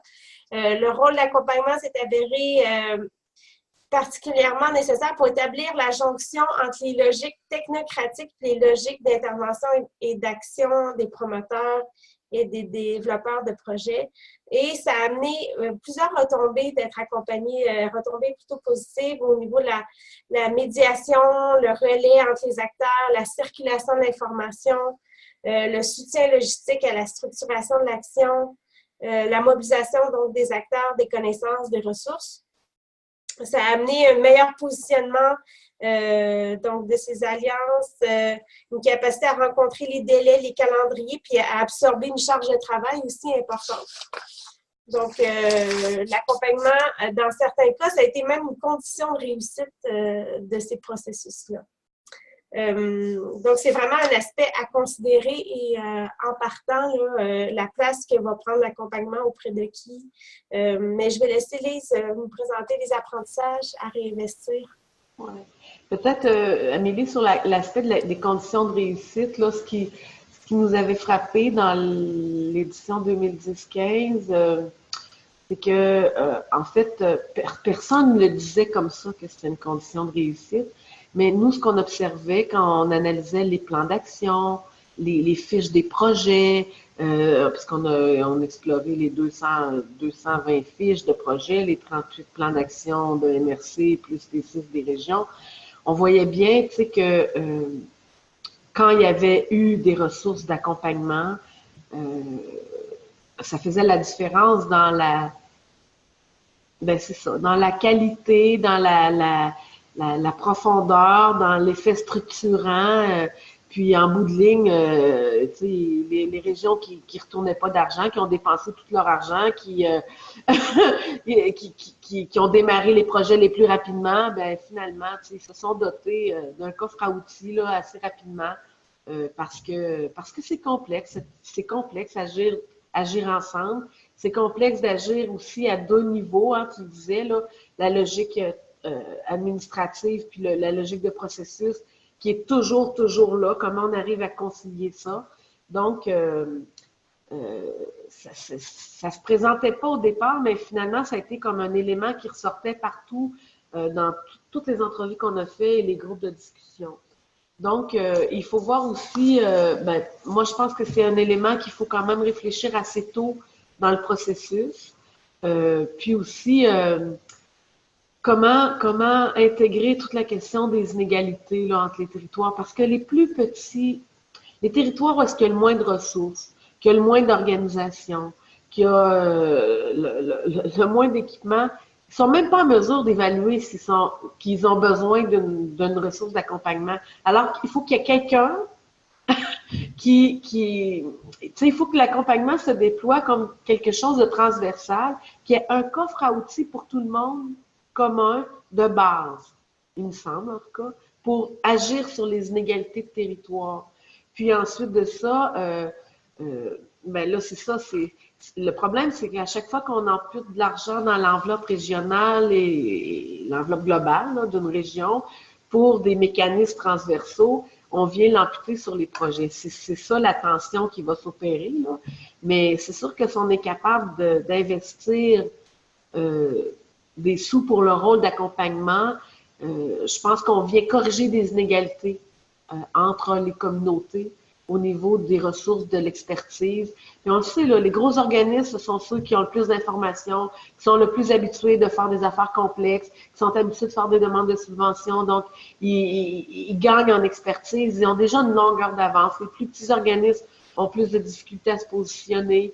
Donc, il faut trouver une façon de corriger ça parce que souvent, les plus petits, c'est ceux qui ont aussi beaucoup de besoins, là, sur lesquels il faut qui agissent aussi souvent sur des problématiques prioritaires. Donc, pour moi, ça me paraît vraiment un enjeu majeur, mais comment organiser tout ça, comment gérer tout ça, ça demeure un défi. Aussi, ce qu'on voyait, c'est que l'accompagnement, ça permettait de se recentrer sur le processus, sur les étapes, sur les effets structurants qui sont demandés là, par la finalité du Fonds d'initiative sociale, hein, d'agir de manière durable et structurante. Donc, plus on est capable de penser là, globalement les projets, plus on arrive à avoir de l'action là-dessus, plus on est capable de mobiliser aussi les gens, les partenaires. Donc, l'accompagnement peut jouer un rôle là-dessus. Il faut prévoir dès le départ, il faut définir qu'est-ce qu'on a besoin, à quel niveau d'accompagnement, technique, analyse, documents, à l'échelle régionale, à l'échelle locale, les promoteurs, comment on peut les soutenir eux-mêmes. Puis c'est ça aussi, tous les territoires n'ont pas les mêmes... Amélie, tu faisais référence là, à qui a accompagné, des ressources privées, des consultants, des organisateurs communautaires. Dans des régions comme la Naudière, les Laurentides, où est-ce qu'il y a des équipes de 25 organisateurs communautaires, c'est certain qu'ils ont pris une grosse part là, du travail d'accompagnement, puis les organismes, ils n'avaient pas à payer pour faire ça. À Montréal, je pense qu'il y a aussi beaucoup de ressources d'accompagnement, mais dans d'autres milieux, ils ont engagé, là, on les a vus tous passer là, dans nos plans d'action du Centre Saint-Pierre, comme INEG, Dynamo, le CRSA, NISCA, toutes les ressources qui existent ont été mobilisées à différentes étapes pour différents éléments et dimensions du processus. Mais tout le monde n'a pas la même capacité de payer ces ressources-là, parce qu'il y en a qui le font à même leur mission, d'autres tarifient parce que c'est leur mandat de le faire. Donc, dans les territoires où est-ce qu'il y a peu de ressources publiques qui ont des fonctions d'accompagnement, bien là, ça devient un peu problématique et c'est là pour moi que le rôle du volet régional, de penser cette réflexion-là, devient important. Puis là, pour moi, c'est un enjeu encore plus grand si c'est la table des préfets qui gère la patente. Parce qu'ils n'ont pas cette réflexion-là, je ne crois pas qu'ils l'ont systématiquement. Ça dépend qui ils engagent. Là. Donc, voilà, renforcer l'accompagnement. Puis à la fois, les accompagnateurs, ils ont besoin aussi d'avoir les bons outils, la bonne information. Donc, toute la question, on vient se greffer à la gouvernance, aux outils de communication, c'est très lié.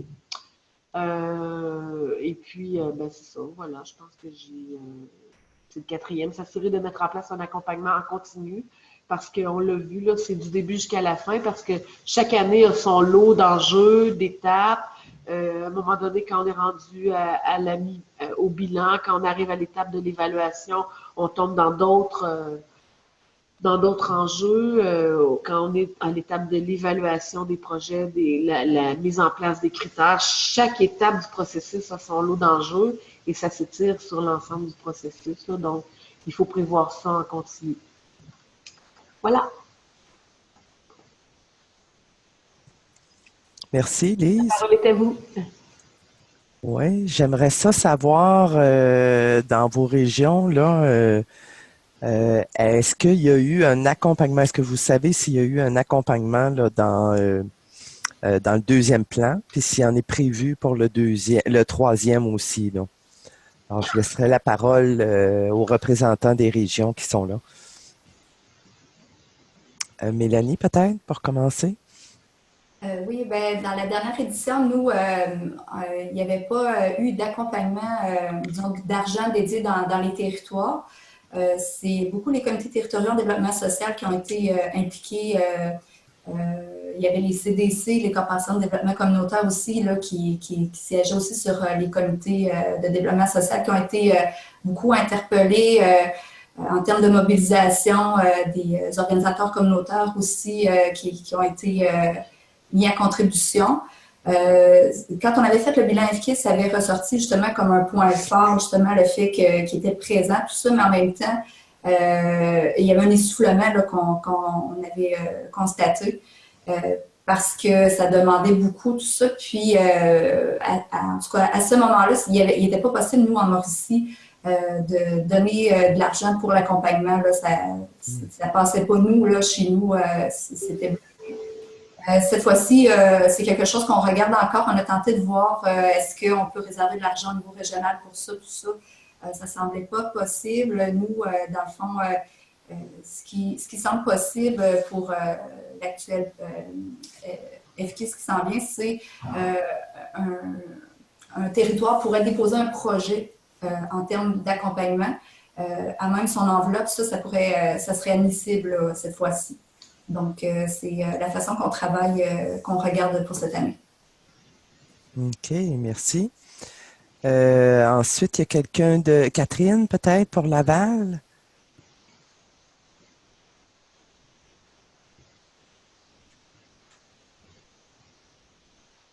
Catherine, attends un peu. Catherine, est-ce que tu peux enlever ton... C'est ça, oui, ton micro. Oui, j'ai trouvé le bouton. Je vais laisser d'autres personnes parler avant. Parce que là, je m'inspire. Là. OK, parfait. Ben, s'il y a pas grand-chose à dire là, pour l'instant, là, ça peut être ça aussi. Là, Victoria, toi, tu es nouvellement arrivée au forum. Oui, tu n'es peut-être pas au courant comment ça s'est fait à Montréal dans le deuxième plan. Oui, c'est exactement ça. C'est ça. Puis pour le troisième, ce que tu me disais, c'est que en fait, à Montréal, ce qui est particulier, c'est que c'est la ville de Montréal qui a le mandat de l'Alliance. Et ça, depuis le premier plan de lutte. Ouais, ça a toujours été comme ça. Par contre, ils ont procédé à des consultations dans le cadre des consultations des acteurs sociaux dans le cadre des précédents plans de lutte. Et Victoria, tu me disais qu'il allait y en avoir là, prochainement, je crois, hein, pour le troisième. Oui, mercredi prochain. Mercredi prochain, parfait. Donc, les acteurs sociaux vont être impliqués d'une façon ou d'une autre, là, mais tu ne sais pas jusqu'à quel niveau, c'est ça? Non, je vais pouvoir vous en dire davantage après la semaine prochaine. Parfait. C'est certain que l'accompagnement, je crois que c'est une dimension qui est publicitaire hein, par vous, le RQDS, par le RQRI, par différents acteurs du développement collectif depuis longtemps, avec les API, avec la revitalisation intégrée dans le cadre du plan de lutte. C'est quelque chose qui est à la fois une condition de réussite, mais qui n'est pas nécessairement reconnu. Je dirais que l'enjeu dans ce troisième plan, c'est de voir jusqu'à quel point on peut utiliser l'enveloppe du FKIS aux fins de l'accompagnement dans la zone de marge de manœuvre et d'interprétation possible, mais en même temps sans trop amputer l'action sur le terrain, parce que ça se peut pas qu'on prenne trop d'argent non plus pour les processus, pour les acteurs d'intervention. Il y a comme quelque chose qui marche. Il faut arriver à faire reconnaître ça en soi, mais en attendant, le besoin d'accompagnement, il demeure présent. Là, donc. OK. Je vois qu'il y a agente de liaison, là, en fait, c'est Mélanie et Carole, là, il y a la main levée. Est-ce que c'était pour tout à l'heure ou c'est autre chose? J'avais un complément, en fait. Oui, vas-y. Quand on parle d'accompagnement, c'est sûr que nous, au consortium, il y aura l'embauche d'une ressource qui va jouer un rôle assez important aussi en soutien aux comités territoriaux. Puis aussi, un élément qui est bien important aussi au niveau de notre gouvernance, qui était nommé comme un irritant, c'était au niveau des outils. La dernière édition, il y avait une multiplication d'outils. Donc, les territoires s'étaient dotés d'outils, la CRE avait ses propres outils, il y avait une confusion au niveau de la communication, tout ça. Donc, un point important là, sur lequel le consortium aura travaillé, c'est de s'assurer d'outiller les comités territoriaux avec tous des outils communs. Puis, présentement, au niveau de la communication aussi, c'est un élément qu'on fait circuler là, pour pas que les comités perdent du temps à développer des outils. Là, on va tous partir des mêmes outils, puis ça va enlever un grand irritant là, cette édition-ci, on espère. Mélanie, j'aurais une sous-question à ton commentaire. En fait, le rôle là, de la ressource que vous allez embaucher au juste, est-ce que c'est d'accompagnement des milieux principalement ou s'il y a d'autres rôles? Ben, en fait, la ressource va s'assurer que quand il va y avoir un projet, que ça soit conforme avec les normes et balises. Au niveau de l'analyse, c'est de s'assurer que ça respecte tous les critères. Fait que c'est là le lien avec les comités territoriaux avant qu'eux-mêmes recommandent le projet. Oui. S'il y a des sons de cloche à dire, oh, fais attention, il y a du dédoublement de financement, des trucs comme ça.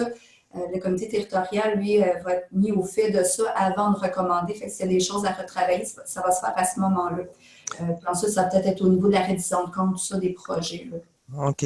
C'est ça, fait que ça va permettre que le processus soit plus harmonieux, que quelqu'un ne soit pas refusé en haut du processus. Oui, exactement. On va travailler tout de suite à la base avant pour éviter que, comme à la dernière édition, il y a eu des allers-retours parce qu'on avait un travail qui était fait. Puis, dans les outils qu'on va fournir, ben, c'est sûr, entre autres, il y aura des grilles, puis on ne peut pas aussi dédoubler le travail. Fait qu'au niveau du comité de recommandation du territoire, eux, ils vont avoir, disons, des cases à cocher, puis ça va se poursuivre avec l'agent. Fait que, le territoire, eux, vont regarder, ben, c'est-tu nos enjeux, c'est-tu en lien avec notre vision au niveau de la lutte à la pauvreté qu'on a sur le territoire. C'est des éléments comme ça qu'ils vont regarder. C'est-tu un projet qui est complémentaire, qui poursuit nos actions. Tandis que l'agent, lui, va peut-être plus regarder en termes des normes, tout ça, est-ce qu'on respecte tout ça, l'aspect un peu plus administratif. Puis les deux mis ensemble vont faire en sorte que le projet là, va être adopté là, au comité directeur. OK, merci. Catherine, est-ce que tu veux ajouter quelque chose ou c'est beau pour cet aspect-là? Oui, ben en fait, nous, c'est sûr qu'on est dans la réflexion. Là, avant, à la CRE, l'accompagnement se faisait par une agente qui accompagnait le milieu, mais c'était pas c'était plus administratif, puis essayer de suivre les indicateurs en cours de route, tout ça, mais là, c'est sûr c'est un des constats là, que ça serait important d'avoir un accompagnement plus personnalisé. C'est pour ça que c'est très inspirant tout ce qui est dit. Mais on est vraiment en construction là. Fait que oui, c'est quelque chose qu'on regarde, un accompagnement, puis le faire le lien avec l'évaluation, donc pour pouvoir aider les organismes à avoir des indicateurs qui sont intéressants, les aider aussi à aller chercher les statistiques, là, puis au bout de la ligne, au bout de 5 ans, de pouvoir aider dans à nous documenter quel a été l'impact de cette entente-là, par exemple, sur 5 ans, puis les constats pour la suite. Fait que nous, c'est comme un début là, pour construire sur la lutte à la pauvreté, mais à plus grande échelle, dans tout le déploiement du développement social de façon plus large aussi. Fait que on est tout en train de réfléchir sur les autres ententes aussi qui vont arriver dans la région, comment tout mettre ça ensemble, puis être assez logique. Fait que la lutte à la pauvreté, c'est comme un des maillons d'un système beaucoup plus grand, mais là, après, dans le pratico-pratique, comment ça va se faire, c'est à réfléchir, mais l'accompagnement, effectivement, c'est ressorti dans nos premiers constats, puis ça va sûrement faire partie de notre démarche. Catherine, dis-moi donc, à Laval, est-ce que vous avez des quartiers, des tables locales? Oui, en fait, il y a beaucoup, c'est ça, nous aussi, la question du régional et du local est très importante. On l'a vu dans toute la démarche de politique régionale, là, le dialogue entre le local puis le régional est important, puis il n'est pas facile, là, comme j'entendais plus tôt, là, c'est toujours quand même un défi. Fait que c'est pour ça que là, j'essaie de voir là, est-ce que ça va être selon les actions qui sont ciblées. On va avoir des gens qui sont plus concernés, qui peuvent entourer une action, par exemple, qui est liée au transport, aller chercher les bons partenaires. En tout cas, on est vraiment en réflexion, ou des tables régionales, locales qui travaillent sur un sujet précis, de passer par eux, mais sans être lourd en même temps, être dans la lourdeur, dans l'ensemble des processus. C'est complexe, mais on va essayer de s'inspirer des apprentissages d'avant, puis d'essayer de voir là, ce qu'on peut faire, mais on va le réfléchir avec le milieu, ça c'est sûr. L'équilibre à garder, hein, moi, c'est ce que je retiens là, de la rencontre d'aujourd'hui, statuer sur des éléments de départ, puis l'équilibre à garder entre les différentes tensions là, qui peuvent être en jeu là, dans le déploiement. Est-ce qu'il y en a qui auraient d'autres questions, commentaires? Sinon, on serait rendu à la conclusion, mais je ne vais pas sauter à la conclusion trop rapidement. Je vais vous laisser de l'espace pour continuer l'échange. Si vous avez des questions à Lise, à Amélie, c'est le temps. Ça va? OK. Moi, Alors, oui, vas-y, Lise. Ah oui. Question très technique, là. Ben, pas technique, mais de votre point de vue, là, un petit commentaire sur l'utilité des fiches qu'on a produites avec OVSS. Ah ben c'était ça ma conclusion. Je voulais faire un tour de table. C'est bon, Lise, on se rejoint. Je voulais faire un tour de table puis voir qu'est-ce qui vous inspire là, de la rencontre de ce matin. Est-ce que vous allez retenir pour rapporter dans vos milieux? Mais juste avant, je vais vous dire que l'ensemble des documents, là, les fiches, le lien pour la vidéo, le rapport intégral de recherche là, qu'a produit le CRSA, et le rapport synthèse aussi vont vous être envoyés. Alors, j'irai tout de suite avec le tour de table. Je commencerai par... attendez un petit peu, je vais aller au début de ma liste, ça va être plus facile. Mélanie, tu es en premier dans ma liste de vidéos, alors vas-y. Est-ce qu'il y a un élément plus particulier là, de la rencontre de ce matin que tu vas ramener en Mauricie? Je sais pas, je sais pas trop quoi dire. En fait, c'est ça, nous, on travaille beaucoup avec le CRSA là,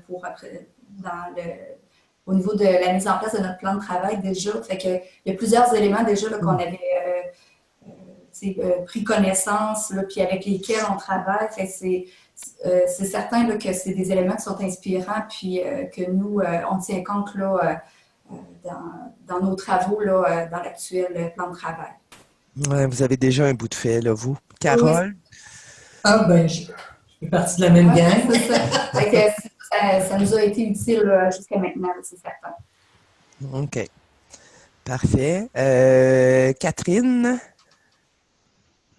Oui, nous, on n'avait pas nécessairement consulté les fiches, fait que je trouve ça vraiment intéressant. Puis, ce que j'aime aussi, c'est que souvent, on a des approches où on compare région par région, qu'est-ce qu'on fait, mais des fois, on ne se retrouve pas parce qu'on est tous très différents d'une région à l'autre. Là, j'ai trouvé que de ressortir les constats, ça, pour moi, ça m'a beaucoup, beaucoup inspiré. Puis, je peux voir comment je peux l'appliquer avec les réalités de notre région.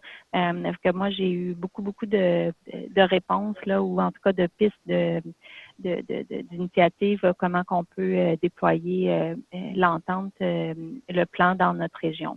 Fait que moi, j'ai beaucoup apprécié. Super. Ensuite, Victoria. J'ai hâte de me pencher sur le rapport de recherche, sur tous les documents envoyés. C'est sûr que concernant le forum, on est encore dans un moment où il faut consolider la position du forum ici à Montréal. Et puis, mais ce qui m'a interpellée dans l'analyse exposée, c'était cette tension qu'il peut y avoir entre le régional et le local et comment résoudre cette tension. Je serais curieuse d'en apprendre davantage. Et de surveiller les suites à Montréal dans ta région. Oui. Merci, Victoria. Il y a aussi, un petit peu, c'est son nom, là. C'est dommage que les noms apparaissent pas exactement, mais c'est Lucie Carrier, oui, qui a dit dans le chat, merci beaucoup pour cette diversité de conversations et d'informations et ça nous prépare pour la suite locale et régionale à réfléchir dès maintenant aux enjeux de précision et d'éthique. Oui, on en a parlé au début, hein. C'était intéressant sur ce bout-là, Lise, sur l'éthique. Félicia, est-ce qu'il y a des choses, toi, que tu retiens? Félicia, Amandine, Amélie, je vous laisserai la parole. Moi, je retiens la complexité du projet et la beauté du travail en commun, puis tout l'intérêt fort qu'il y a à voir ce qui a été fait pour pas partir de zéro, là, essayer un peu de s'inspirer de ce qui a déjà été fait pour pas toujours recommencer des outils, pas toujours recommencer des démarches. Fait que je trouve ça important, des discussions. De mon point de vue, je trouve ça nécessaire, des discussions comme ça pour s'inspirer puis peut-être faire un petit bout de chemin supplémentaire. Merci. Amandine, est-ce que tu retiens quelque chose de particulier?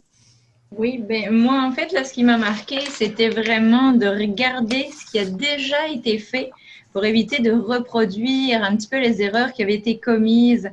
Donc, c'est-à-dire essayer d'alléger les processus, essayer de gagner en rapidité. Moi, c'était vraiment, ce que j'ai noté, c'était vraiment au début, quand ça a été conçu, là, il y avait des lourdeurs, il y avait trop d'outils. Donc, c'est vraiment faire attention à ce point-là pour pas un petit peu noyer le poisson et puis essayer de garder l'objectif toujours en vue. Donc, je trouvais ça vraiment très intéressant. Parfait, merci. Il y a Monique Côté qui est arrivée, directrice générale du RQDS. Je ne sais pas, j'ai pas remarqué à quel moment tu es arrivée. Ah, écoute, je viens juste, mon ah bon. Je viens tout juste d'arriver. Alors, OK. La fin, là, presque juste la conclusion, mais j'arrive d'une rencontre avec Sonia de préparation. Je pense qu'il y a des éléments de votre discussion qui vont nous être très utiles pour on travaille le statut de membership comme on avait parlé à l'Assemblée générale. Donc, on va se revoir, Christiane, sur certains points. Bon, parfait. Amélie? Ben, moi, j'apprécie toujours écouter Lise parce qu'elle parle vraiment de choses qui ont été observées, senties. Puis, ben, on a beaucoup de choses à se rappeler. Puis, moi, en fait, la question, c'est comment parler à d'autres acteurs qu'entre nous, là, un peu. Donc, la question de comment rejoindre les élus puis aussi partager ces apprentissages-là, ça reste une question avec un grand point d'interrogation. Ben, on peut s'en reparler? C'est ça. Comment est-ce que l'OVSS a la capacité de le faire? Est-ce que le collectif des partenaires peut être le bon lieu? Est-ce que c'est aux acteurs terrain d'interpeller leurs propres élus? En tout cas, bref. Voilà. Ouais, c'est ça. J'ai la même réflexion que toi, Amélie. Je me dis comment je serais intéressée en tout cas à participer à un comité de travail là-dessus.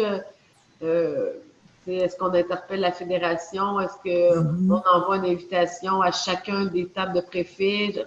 Mais il me semble que c'est vraiment un gros enjeu parce que là où il y a les acteurs du développement social, c'est facile quand même de les intéresser, puis de partager. C'est plus, ils ont déjà une ouverture, là, mais l'autre élément, c'est les élus, c'est un autre enjeu. Là. Yann, je peux prendre la parole là-dessus? Oui, vas-y. OK, donc au CA, hier matin, c'est sûr que c'est une préoccupation pour le conseil d'administration, le fait d'approcher les élus. Et ce qu'on va faire, c'est de développer une façon de présenter les démarches, présenter les préoccupations des démarches, présenter l'importance de reconnaître le développement social. On va développer un texte qui va être partagé par les membres, qu'on va soumettre aux membres. Et on veut, dans une période donnée, soit en février ou en mars, faire une espèce de boom. Et nous, on essaie de rencontrer le premier ministre et on va solliciter des démarches pour qu'elles essaient de rencontrer leurs élus de leur région, mais comme tout le monde en même temps, si c'est possible, là.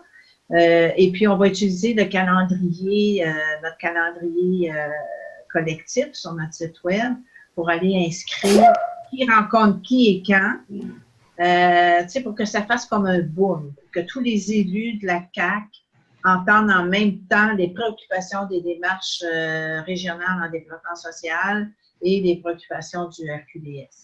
Fait que ça, vous allez être informés là-dessus. On travaille là-dessus. Là. On a commencé à réfléchir à ça.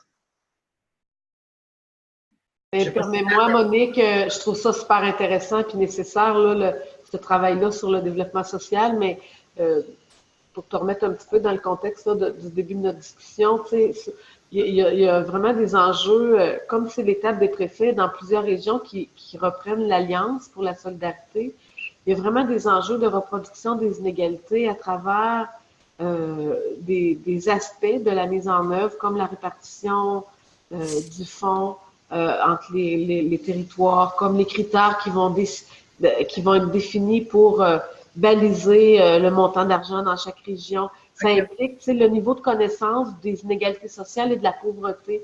Donc, c'est vraiment la lunette pauvreté à travers les enjeux du développement social.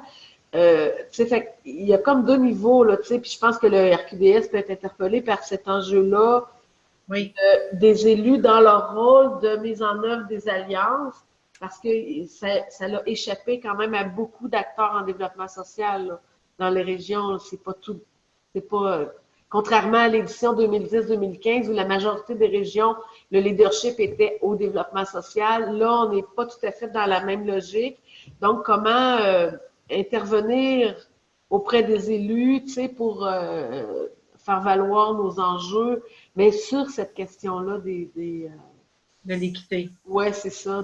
Mais je pense que la démarche du RQDS, du CA du RQDS dont vient de parler Monique auprès des députés, c'est vraiment les députés, là, est complémentaire aussi à une démarche parallèle qui pourrait être faite auprès d'élus municipaux. Là. Donc, on parle peut-être plus de la FQM et de l'UMQ, entre autres. Là. Oui, c'est ça. C'est ça. OK. Bon, j'étais pas tout à fait dans... Non, c'est complémentaire, Monique. Non, c'est complémentaire. Okay. Oui. Alors, sur ce, je voudrais remercier évidemment Lise et Amélie. Moi, je vous écouterai toute la journée, puis je serais heureux, je m'endormirais là, comme un bébé ce soir. C'est tellement une réflexion en profondeur, Lise, que tu as. Là, ça nous fait aller un petit peu plus loin. Là, j'adore. Merci. Et moi, je voudrais dire un gros merci à Amélie. Pour tout le travail là, d'avoir eu l'idée de faire des outils de transfert avec cette étude-là. Puis tout ton investissement là-dedans, puis la qualité des fiches que vous avez produites, là, être capable d'aller cerner les contenus les plus... C'est difficile quand on le fait soi-même parce qu'on ne veut rien enlever, puis... mais non, mais c'est vrai, c'était très précieux de le faire avec toi, Amélie. Un grand merci. Oui, parce qu'Amélie, c'est beau d'avoir une recherche, des constats, des recommandations, mais si c'est pas vulgarisé, diffusé, ben c'est ça. Il y a un travail nécessaire, puis Amélie et l'OVSS ont contribué à ça. Je voudrais remercier aussi tous les participants là, à la rencontre d'aujourd'hui. Et puis, si je laisse la parole en terminant à Félicia, qui pourrait peut-être vous parler des suites là, des webinaires. Oui, en fait, je vais seulement prendre 2 petites minutes pour vous mentionner que, comme Christiane l'a dit tantôt, on va vous envoyer par courriel les documents et le lien pour la vidéo du webinaire de ce matin. Mais aussi, rapidement, si je vous partage mon écran, je vais seulement vous redire qu'il y a sur le site du RQDS, dans l'espace membre, si vous cliquez sur l'espace membre, vous allez arriver à une foule d'options qui vous sont réservées, entre autres un accès direct à notre communauté privée sur Passerelle, qui est un genre de forum de discussion, où est-ce qu'on peut échanger pour suivre la discussion sur ce qui a été dit ce matin. Donc, on se connecte en passant ici. Mais là, ce que je vous mentionnais, c'est que le calendrier des webinaires à venir, on peut consulter. Et ça vous tente de regarder un peu là, les prochains webinaires qui vont avoir lieu dans les prochaines semaines. On a une petite description, les heures et tout ça, mais il y a toujours moyen de nous contacter si vous avez besoin d'un peu plus d'informations. Donc, c'est pour vous signifier de continuer la discussion sur Passerelle et d'aller fouiller sur notre site Internet pour connaître les prochains webinaires. Alors, une bonne suite de journée à tout le monde. Merci beaucoup. Merci d'avoir animé et organisé Demain de maître. C'était un plaisir. Bonjour. Bye bye. Bonjour tout le monde. Bye.